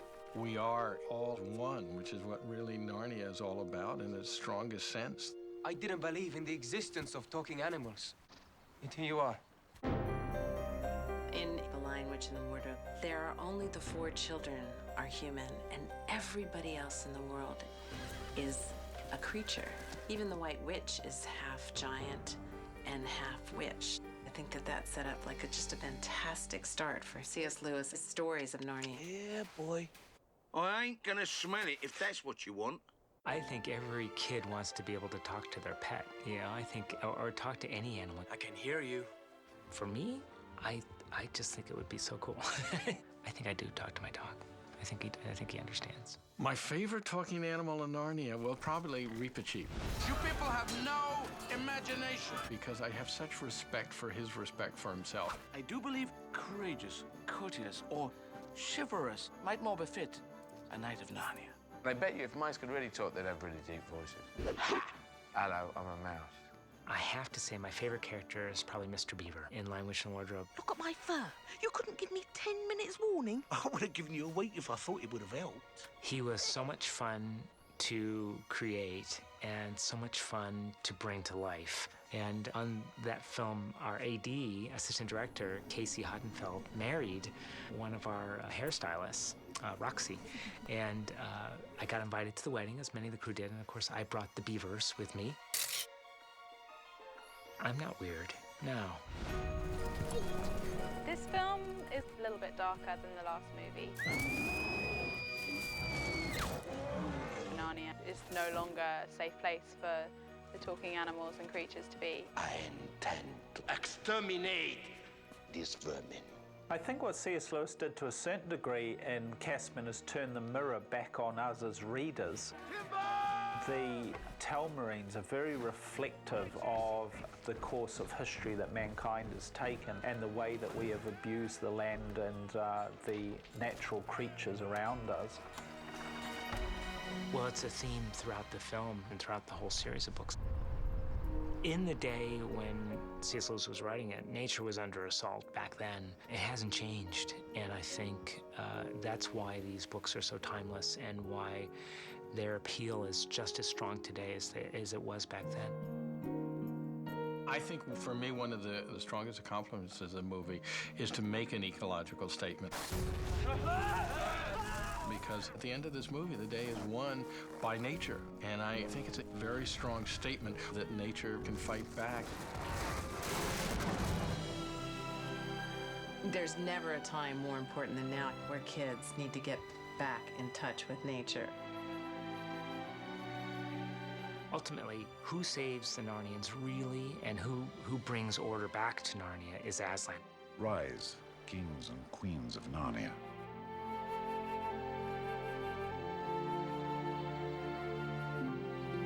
And Aslan really is an animal. And he's trying to let these creatures come back and now live in peace with the Telmarines and bringing back hope to Narnia. It's just another illustration of C.S. Lewis showing us that we can learn from animals and we can learn from nature.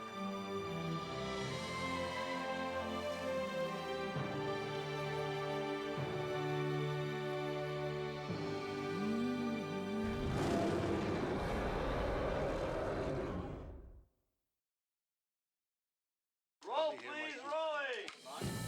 Set. We have a duel between Peter and Miraz in this movie that takes as a central part of the action. In the book, in the illustration, it's almost like a boxing ring. There are like 4 pieces of wood and a bit of rope. And you think, that's not going to work in the movie. It's got to be something better. Broad overview to start this thing. When we come back from Poland, we get into the better part of 2 weeks on the duel. It's almost like a boxing ring, it's square with columns around it. Instead of using the corners, we're using 2 opposing sides. Peter comes from the How, Miraz comes from his troops, and suddenly it all comes together as somewhere to fight, somewhere to stage the thing. How many more must die for the throne? Just one.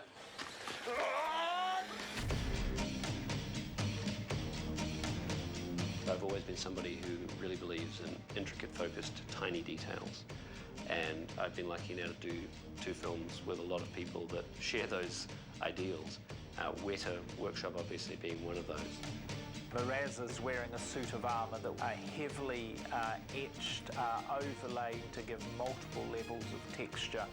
There's even a little mural you can see even around this piece here. There's the soldiers attacking and so on. I'll show you these are our Miraz swords. In Miraz sword we actually used a 3D printing technique to actually manufacture the cage and the crossbar and so on. It's quite elaborate, especially when you're Gotta go. We're prepping largely for the duel, which is coming up this week. So it's all about Miraz for us. It's a big golden army in there. It's a challenge for us as far as just maintaining and repairing these suits go, Time is of the essence, so we need to get whatever's broken or needs to be repaired done as quickly as possible. We're very close to filming the battle and the duel between Miraz and Peter, which is a D-Day for us. It's something I'm looking forward to, excited about. So we've got people rehearsing, practicing that, so that we can see what sort of challenges we're going to have with the armour and the weapons on the day.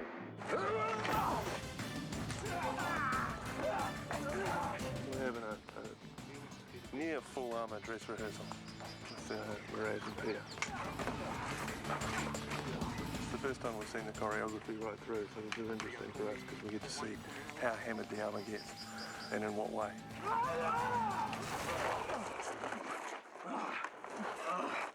Luckily we have fight suits for that purpose, so we can have different stages of breakdown through the fight.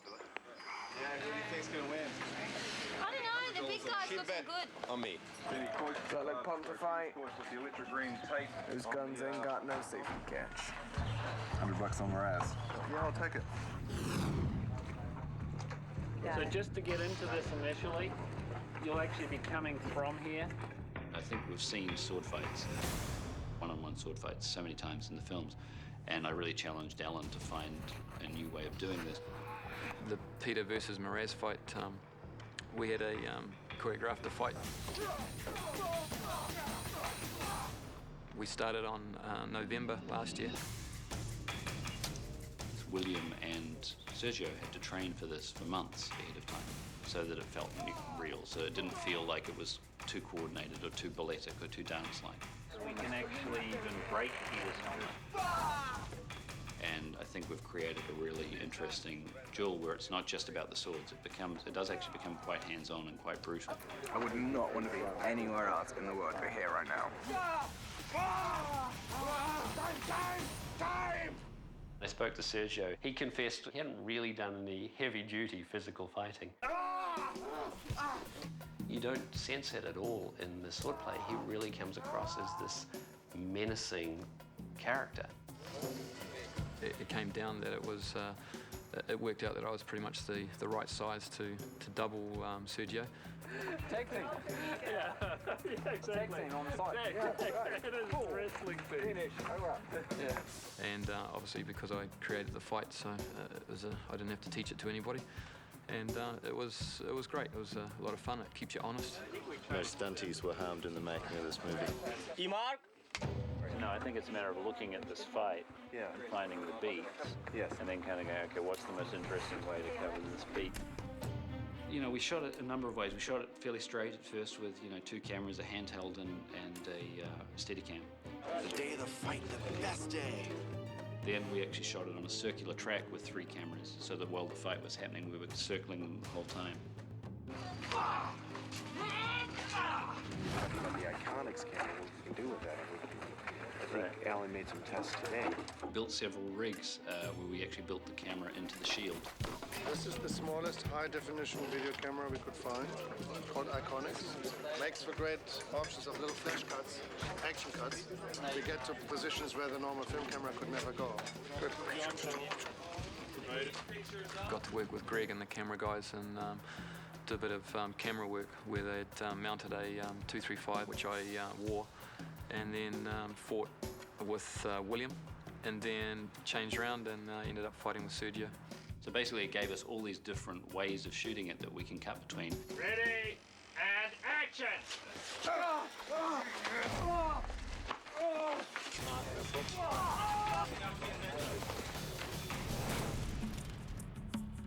There's a visceral, dangerous quality to all of these battles, and the challenge for me as a filmmaker has been to find ways to make it feel adult and grown up and action-packed enough that you really believe in all of that jeopardy.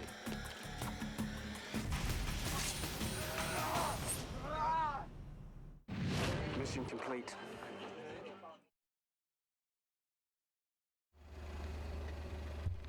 It's 4:37 a.m. and welcome to the glamorous world of Narnia and filmmaking.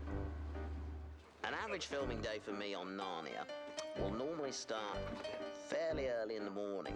I will get dressed and you can watch me get dressed, but I don't think you want to.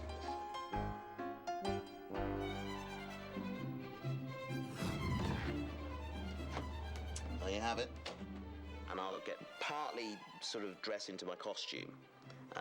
The reason I do that is because I'll have the makeup and the beard and everything. It's very hard to kind of put costume over the top of that afterwards. After breakfast we go. This could take a while. I'll get partly dressed and get something to eat, head into makeup. Hello. Morning. Good morning. How are you? Hello, Warwick. And that's where I shall stay for approximately 3 hours. Here we go. Here we go, my friend. Well, this is where the glamour starts. Oh yeah, that's who she likes to think. The makeup artist, she's very, very careful and she'll work gluing the makeup on. We go through the same routine. Yeah, we paint, we stick hair on you, we dirty up your hands and fingers and nails. We get you all grubby, and we're ready for set, pretty much. Sounds so easy. You make it sound so easy. It does sound easy, but it's quite a process.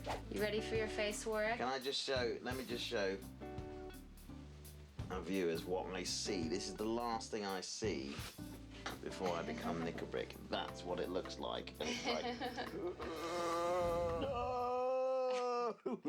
And by the end of this film, I think I would have sat in the makeup chair for over 100 hours. But it takes a long time to get rid of these good looks. So you tend to get to know your makeup artist and the makeup team very, very well. We talk about weather pattern. We have done. We've done every subject. We pretty much hit all subjects. Have you seen my nose? Do you know where this nose comes from? It's based on the nose of Mr. Howard Berger, the makeup supervisor. Yep, that's how we do it in the big leagues. It's still quite overpowering. This is a good nose. This is still a... Yeah. This makes a statement, It's this a good nose, though. They are ready for you, my friend, my dear friend Warwick. I'll need a half hour after rehearsal. Okay, thank you so much. Enjoy rehearsal, Warwick Davis. Today we're filming the Fern Forest. We'll actually probably rehearse the whole scene so they get a sense of the geography of the thing. I consider myself quite lucky. I don't have to sit in an office all day. This is my office. What a beautiful place. Well done, thank you very much. Welcome. Then once we arrive on set, normally we block a scene through. And you try and figure out the whole day so you don't, you get everything ironed out so you have no difficulties later on that you then can't reverse. Hi, Warwick. Hi, how are you? Good, thanks. Sweep out. Good morning, Warwick. It's so nice to see you again, sir. And you, Casey. Thank you. How are you? Good morning. Good work. How are you? Yeah, very well. Warwick is just an incredible, professional, seasoned actor that brings so much to Nickelbrick. I should have worn my boots. I've got them all, and we were here. I didn't know what we were going to encounter. Robbie, we got here. He also has an amazing ability to work his makeup. It's a dangerous scene, this. Yeah. It's dangerous. I could twist my ankle. I know. Have you seen the ground down there? Shocking, isn't it? When you look at Nickelbrick, you would not believe that it was Warwick underneath. I think Howard did an incredible job. Lovely. Look at my shoes. Are you going to get it from costume? Well, these are my own shoes, so I'll get it from my wife. That concludes rehearsal. And let's get him back into the works and see him in an hour-ish. Back to the makeup chair. Right. See you in a while. Thanks. What now? How's set? How is it to Muddy. get down there? Is it muddy? Yeah. Oh boy. Well, we're gonna do the beard, your favorite part. The beard. Nickelbrick wouldn't be Nickelbrick without the black beard. That's probably the worst part of the whole operation for me because it's very, very irritating. This won't be pretty. And being so long, it just gets caught in everything. Every time I grab my sword or anything, my dagger, I'm grabbing a handful of beard. It's like having an itch that you can't scratch. Speak to any actor who's worn a beard and they will tell you the same thing. All right, Warwick, we're all set. And we'll see you out on the battlefield. And I'm normally called to set. If they've scheduled things right, then you're not hanging around too long and you're walking onto set. You can pave the way for me. And then we'll start working through the process of shooting that scene. It's probably near, I don't know what time it is, 10 o'clock? And we're about to do the first shot of the scene. Let's roll. Action. We'll be doing this all day. We're changing lenses, we're changing positions. What about centaurs? Do they still exist? How do you know so much about us? And you sit and watch a 3-minute scene on screen, but that scene's taking 2 days to shoot normally. I mean, it's more complex than you would imagine. Maybe I'll come with you. I want to see you explain things to the Minotaurs. Hopefully you'll get a break in between shots. Makeup's still feeling good? Still looking good, yeah? We've been doing extremely long days on Narnia. I think my record's a 17-hour day so far on this. If Ben could get it right, we could all go home. Sure, that's a tricky one. In this fern forest, which was a sequence that never ended, we were just shooting in there for days and days and days. Most of the entertainment was off camera with him and Ben. They just got to be like an old married couple. How do you guys get along? We do get along. No, all right, we don't we? Come on. Come on, dear. Thank you. Rolling. Where's Davis? What's your motivation? Have you based the character of Prince Caspian on anyone in particular? Warwick Davis. What do you mean?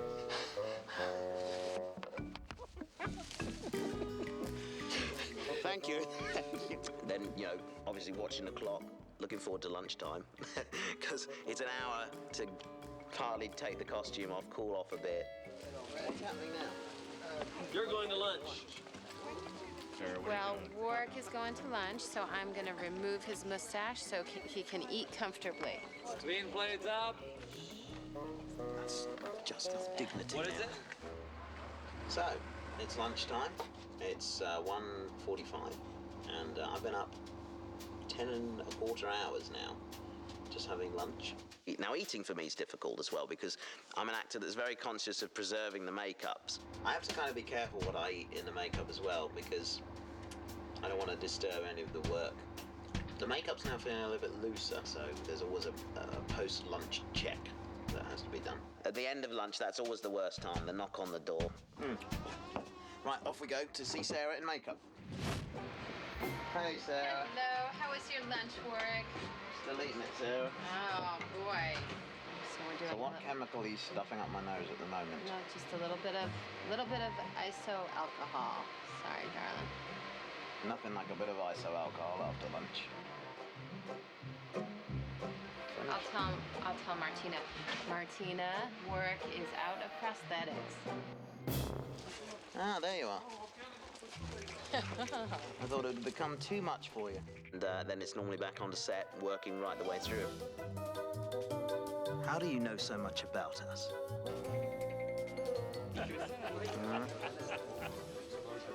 What are you doing now? Taking a knickerbrick nap. When I'm in a makeup, they can take me on set and I'll work all day. I'd love that, but it's the sitting around is the worst thing. And so Warwick had been running amongst all these potted plants all day. He was exhausted. He was sitting there and he was looking kind of dejected. I said, "Are you all right, Warwick?" And he said, "Yeah, I'm just trying to make sure my face doesn't fall off." I can hear you. Who knows what time it is? It must be 6:30, getting on towards 7. The sun's going down. I've been setting up for about half an hour now since the last one. So I've got no energy, and Ben doesn't look like he's got the energy, so tell you what, you better be on your toes, because the moment I hear that word rap, you won't see me for dust. That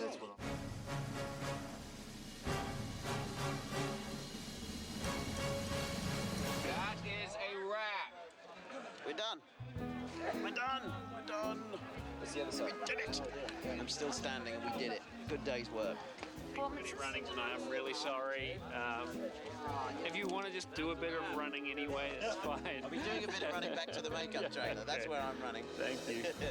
My favourite part of the day, it's not Mrs. Doubtfire style, and it's off. It's very carefully removing. How do you feel? Nice. That's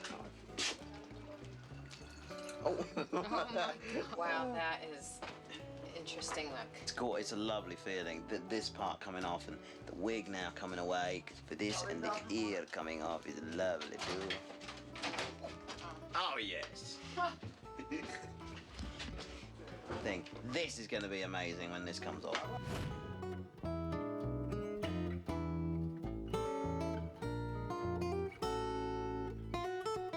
Very good then. It has been a pleasure working with you today, as always. Right, so now I have to go and take the costume off and get changed and catch a ride back to Prague. There you have it. It's 7:30 p.m. I've been up 16 hours, been here 15 hours. It's been a good, productive day. And I shall see you in the movies. Goodbye.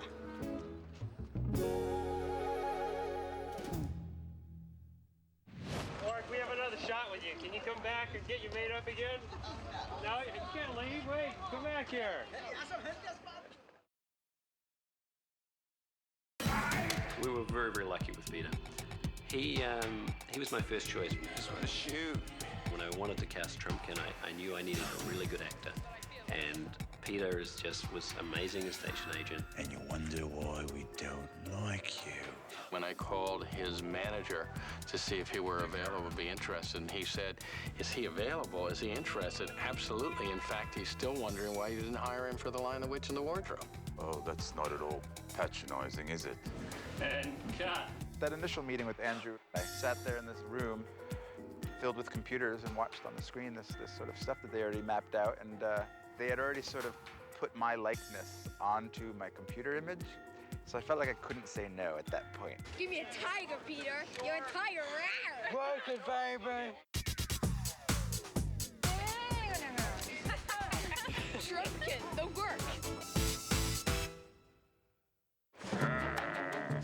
The makeup on Peter Dinklage is very subtle. It's very little appliance work. It's mostly hair. I grew this beard. I started off as makeup, but like a month ago, my natural beard sort of blended with this one. Now it's all my natural beard. And I got a nose job. Ears are fake though, because ear job is really expensive, and the company wouldn't pay for it. Peter brings so much life to it. Oh, yeah! I was in LA and I, got covered in latex.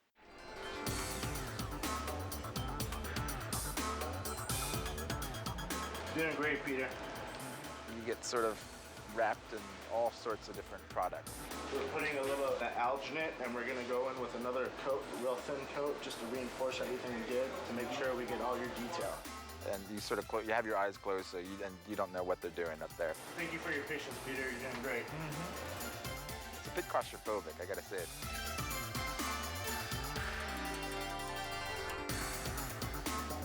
Hanging in there, Peter?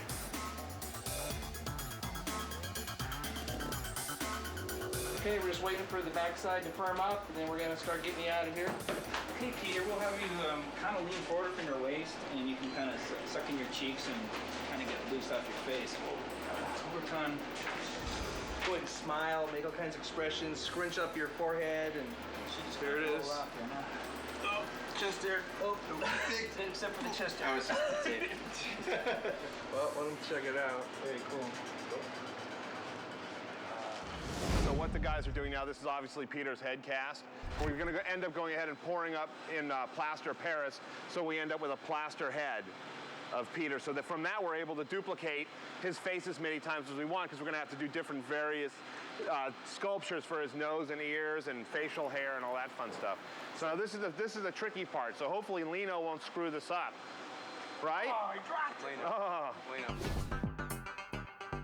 They have about 100 noses and about 50 fake ears and this really long red beard made of yak hair. So it's all been hand dyed and then all hand tied up at the shop. So each hair has been tied individually.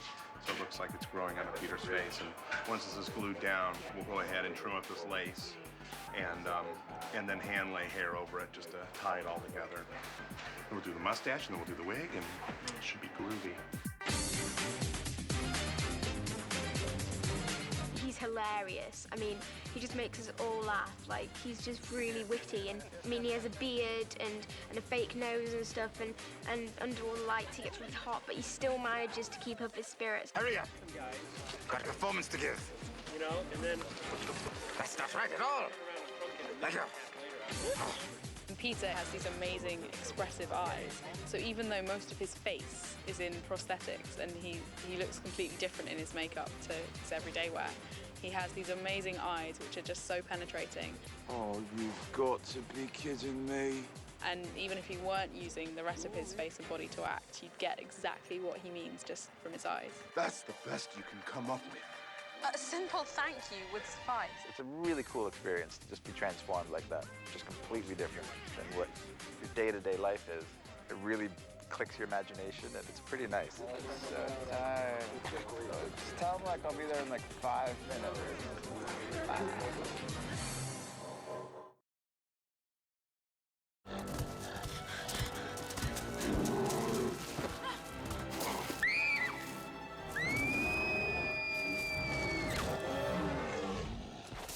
My name name's Shane Rangi. Hey, Shane's back. Shane's back. I'm a professional suit actor. Shane, just walk forward.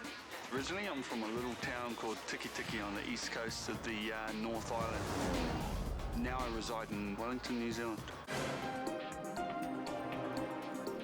I originally came on during Lion Witch in the Wardrobe as General Ottman.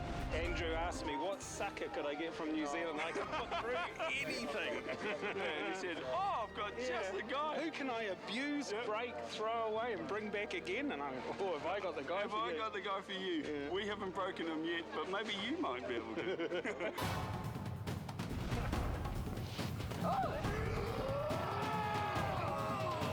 Shane actually is in this movie 6 times. He has 6 characters.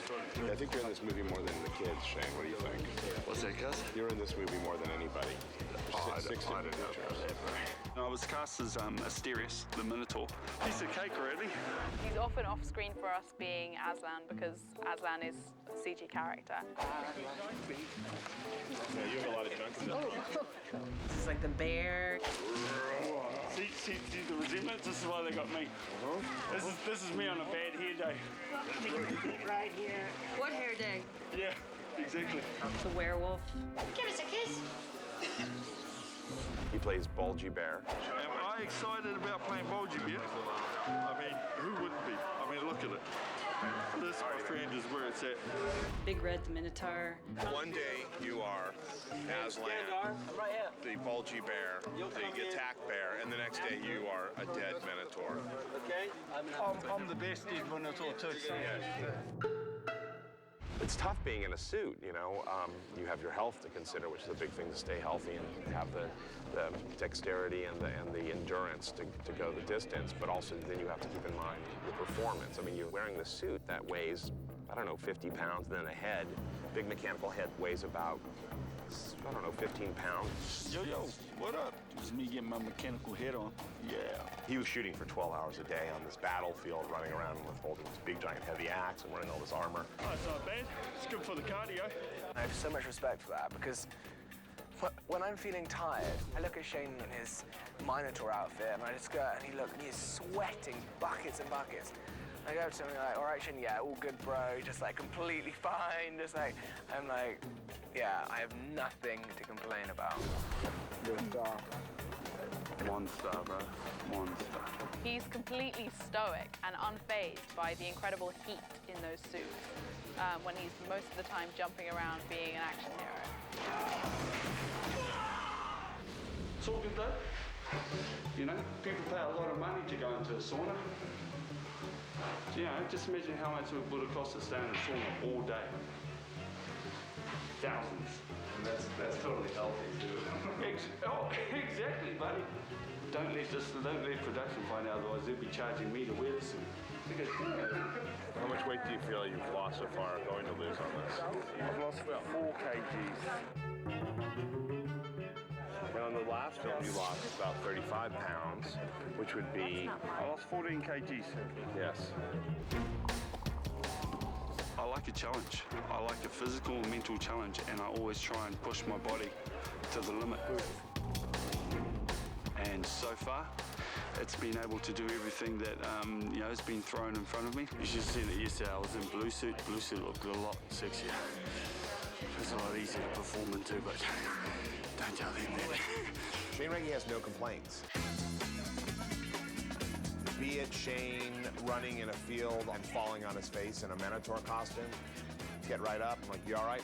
Sweet as, bro. I'm okay. Sweet as. Oh man, you know I'm sweet as. Sweet as is a term that's like sweet as pie. Sweet as. It's all cool. I'm good. I'm sweet as. Sweet as.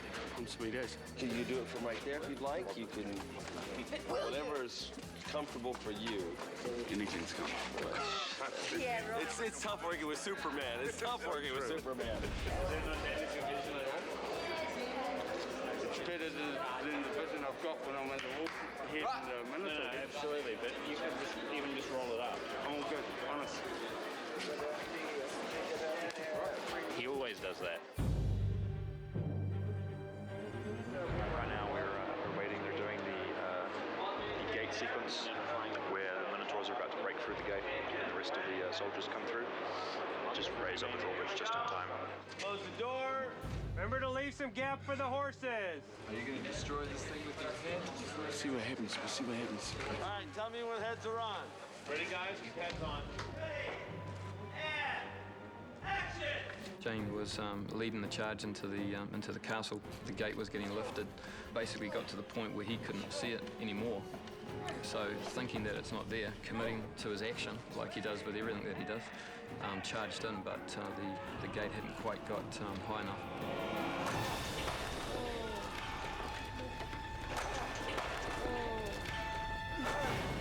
He just flipped and landed. I just went, oh my Lord. Ran over to him, and Casey ran over to him, and I'm like, Shane, you okay? And I'm like, you all right? Sweet ass, bro. I'm okay. Sweet ass. And Andrew looked at me, and he's like, come on, bro. Let's do it again. I went, hold on. I said, Andrew, I'm going to take his head off and take a look. And I took his head off. It was such a hard hit, it smashed the eyes out and the teeth out of the stun head. I went, you want to know what, Shane? I think we're done for the day. He's like, no, bro, do it again. Sweet ass. You're right, Shane. All right. Hey, bro, I'll move through. You want a drink? No, bro. The guy was just amazing. As long as the gate's all right, it's okay though. That's really expensive. All right, Shane goes to lunch. See this? This is what they do to me. This is what they know I can't turn around. They sit behind me and they go, Shane, Shane. No, never mind. Shane is the most kind, peaceful, loving, warm soul. And he is like our mascot because he grounds everybody. He is a trooper, the trooper of all troopers.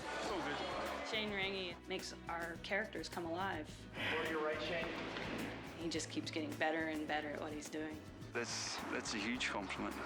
And if you don't enjoy what you do, I mean, it doesn't make it only hard on yourself being in a work environment as this, but it also has an effect on other people. I love working with people, and luckily for me, you know, if people like what I do, oh, Shane, it transposes into them. I just love my job.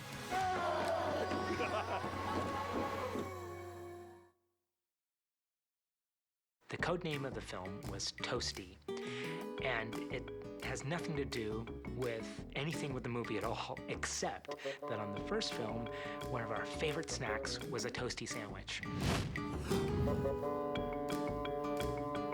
This is what I look for. What is it? And you could always go over to the craft service table, and there was bread there, and they'd have cheese and meats and onions and sauces. I've seen people put like eggs and beets and pickles and pork and Creamed corn? Creamed corn. That's the grossest toasty I've ever seen. I'm a real easygoing guy. Cheese and maybe a little like turkey breast. And a couple of sandwich presses. And so you could go over and make yourself a little sandwich. Nice, plain, simple, and when Toasties hit the set after a very long day, it's just like, it's like gold. And of course, Andrew loved it. They would bring Andrew his. He didn't have to go make his. The rest of us had to make ours. So anything toasted on bread is good with the New Zealand craft services? Yeah. Voila. There you go. Thank goodness for the Toasty.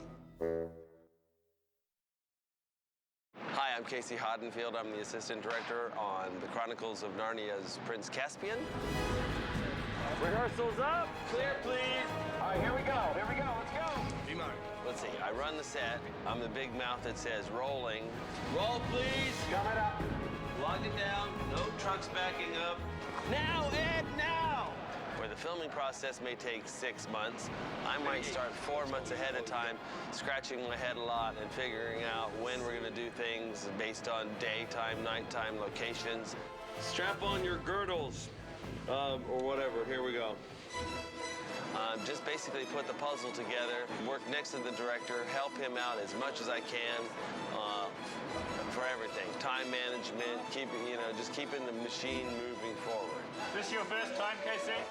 But you have to think of what could go wrong, keep everybody informed all day long, and then making sure that people know when to be at work and who's going to be in what scene.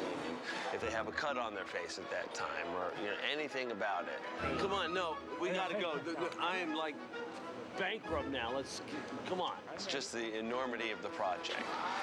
Sometimes it's almost overwhelming because it's so big and there's hundreds of people. There's 600 people, 700 people that we're feeding every day. The King's food taster. I do it all. And afterwards, when the project is done and you get to sit back and watch what you've accomplished and watch it with my children, and it's deeply rewarding. That's what it's about, just knocking them down one day at a time. Thank you. That is a wrap. Thank you very much. Clear everybody out. So we're here today with Jim Bob Jones. What do you feel about Blondes?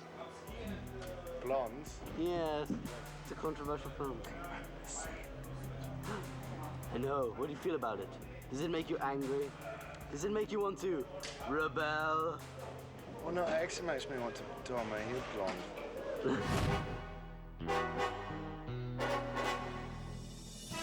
I'm now in the Central Blonde Information Hub. We've got 3 major blondes, all with each other doing blonde things. Not sure what. I'm gonna find out. Blonde things. Talking with another blonde. Blonde. Major blonde. What, is your blonde This cam? is on blonde cam. Oh, awesome. You've been blonde cam. This is the tinted number 26/7 blonde. Oh. Blondie. Blonde. Blonde. Blonde. This is a blonde trying to understand a computer, but failing. He's got 2 brunettes helping him out. Unfortunately, it's too much to explain to a blonde. Blonde. Let's turn the camera on you for a moment, Skander. Okay. Is it still rolling? Oh, it's just a picture. Okay. So what was your favorite part of the movie making process? Blonde cam. And, stunts. Now, why is it that you didn't get to do a lot of physical stuff in the last film? Because I was a pansy, yes, we all get it. What's been your favorite scene to shoot? And Anything with me looking heroic. I don't know if we've shot any of those. Yes, we have, Andrew, yes, we have. What scenes have you got left to shoot? I don't know. What do I have left to shoot? Have you, at any stage during production, read the script? Once in the beginning when I first got it. That's the honest truth. Do you find that not knowing what's actually going to come next helps you to stay in the moment? Yes. Honestly, yes. I mean in life. In life. Oh. Not dwelling on the past. Should we break for lunch now? Yes, we should. We're doing the scene, well, we've done a bit of the scene where Trumpkin gets bashed by a couple of submarines and dunked in the water. But luckily, Who's here to save him? No, I save him. He's dying. I saved him. All right, team effort. It is a team effort. Come on, it's a I'd team say effort. it's largely me. I say it's largely me. No, I'd say it's largely Anna. Nice. Well. It's largely Anna because without Anna, the soldiers wouldn't be dead anyway. So without Anna, there would be no rescue from you. So. Yeah, but I saved him. He was falling. He was drowning. I saved basically sorted the situation out, and then Yeah, Will but just decides to I dive saved into the him. water as a I kind of saved him. excessive moment. Thank you for walking in. Oh. Boop, boop.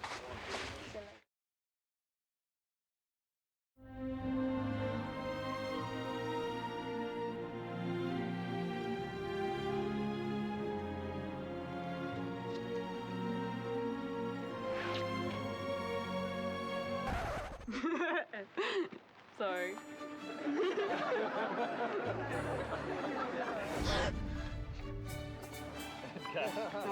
You better come quick.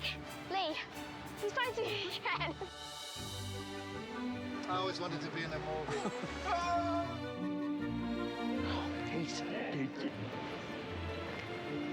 And no, I'm not a trained professional.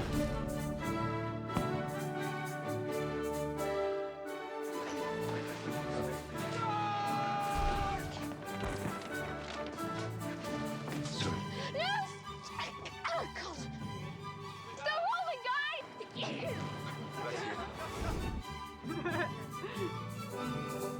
Let's roll, please. Mr. Thomas and the Beavers. It's all gone. Oh, God.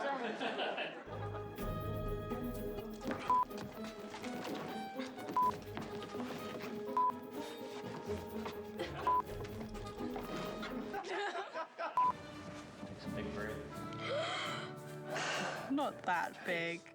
And action.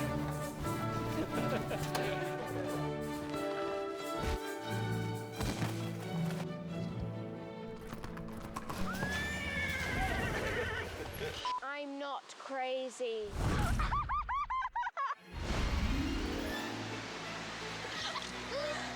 Sorry.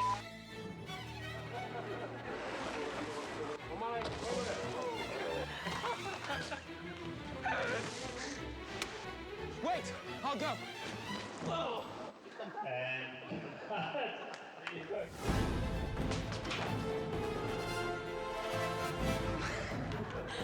he charges. He's coming right at you. That wasn't the reaction I was expecting. I'm Prince Caspian. No, you won't. Get off. Oh, sorry. Come on, drink there.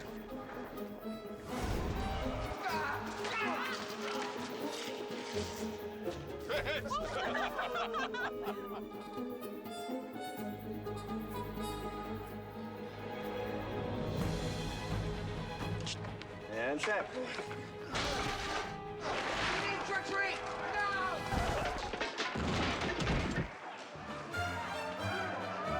What's your name?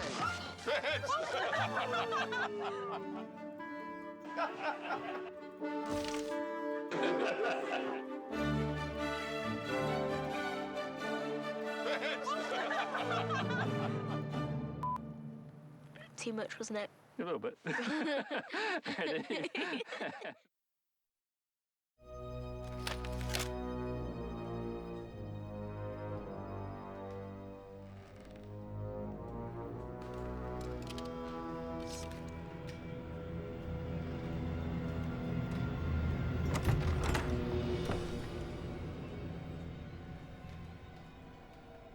Search the castle.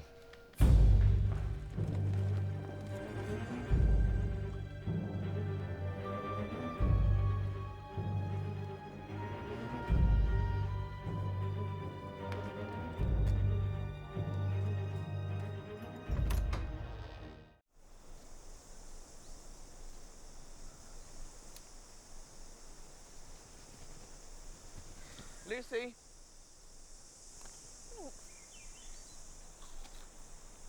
Does anyone still have their sandwiches? Well, I left mine in my bag, and I left my bag in the train station, and then I left the train station in England.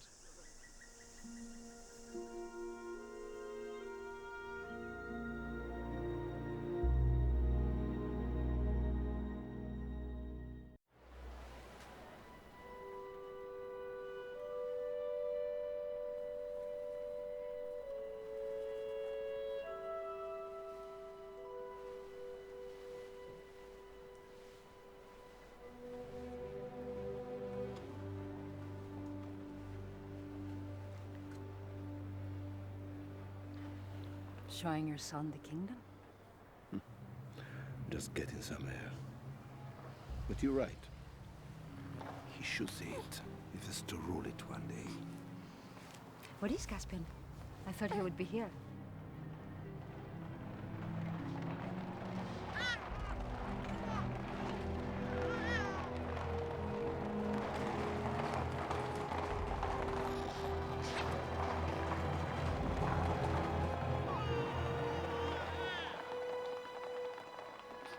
I think we will see him soon enough.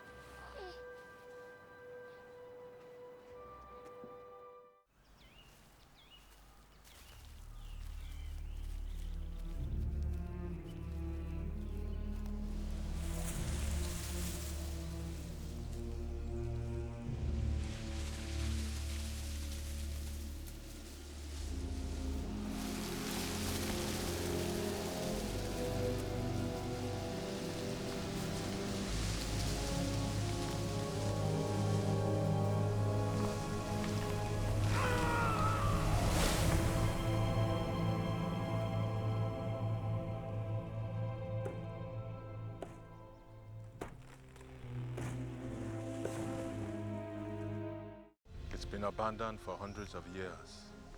Only the mice know of its existence. It may not be what you are used to, but it is defensible.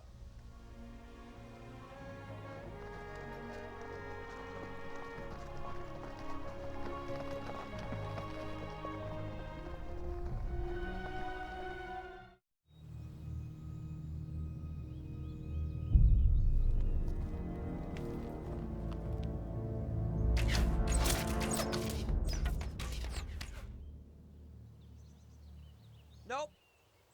Not a scratch. It's all right. Rome wasn't built in a day. How long did it take? What's wrong? It's just a phrase. Hey! Nice shot. Which one of you? Good afternoon, Your Majesty. I thought you could use some help. Things are well in hand, thank you. Didn't mean to suggest otherwise. I suppose you could do better. Pick a target. Do you see that pine cone? No problem.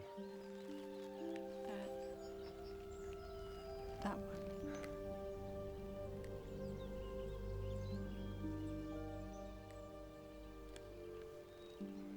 Are you sure that's not an acorn?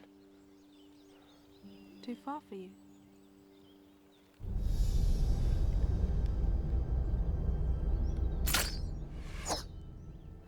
Not bad.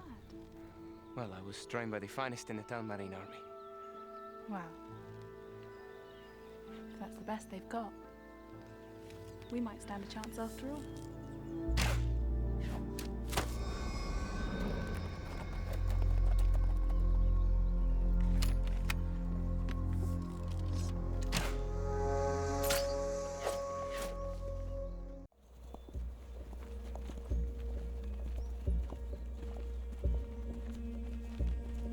You look after them.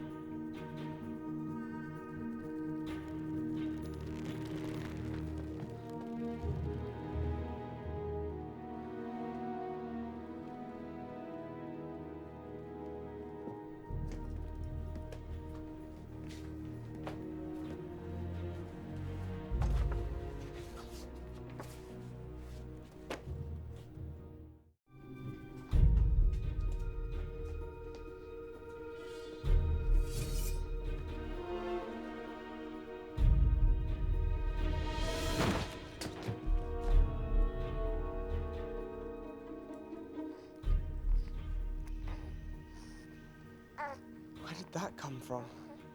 I've never had that talk with you. This is not what I meant. This is my fight. I think we've already tried that. Look, if there's ever going to be peace with the Telmarines, you have to be the one who brings it. How can I if you won't let me? Not like this. If I don't make it, Narnia's future's in your hands. And what about your own future? I was thinking about a career in medicine.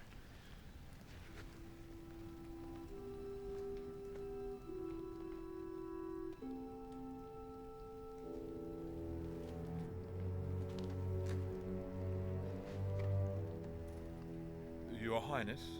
Yes. I'm a bear, I am. And a fine one, I'm sure. Begging your pardon, but tradition holds that you pick your marshals of the lists. He's right. You need to choose your seconds. Don't let him. He'll just fall asleep and suck his paws. Sire, my life is forever at your command, but I had thought perhaps I might be sent for this challenge. As you know, my good Reaper Chief, many humans are afraid of mice. And it really wouldn't be fair for Miraz to have anything in sight that could further dilute his courage. Of course, Your Majesty is the mirror of honor. That is exactly what I was thinking. Caspian, tell Glenstorm I want him, Ed, and... Please, Your Majesty. It is your right. And my honor. But you must remember not to suck your paws. Oh, he's doing it right now. Are you sure you're ready for this? Are you sure that you are?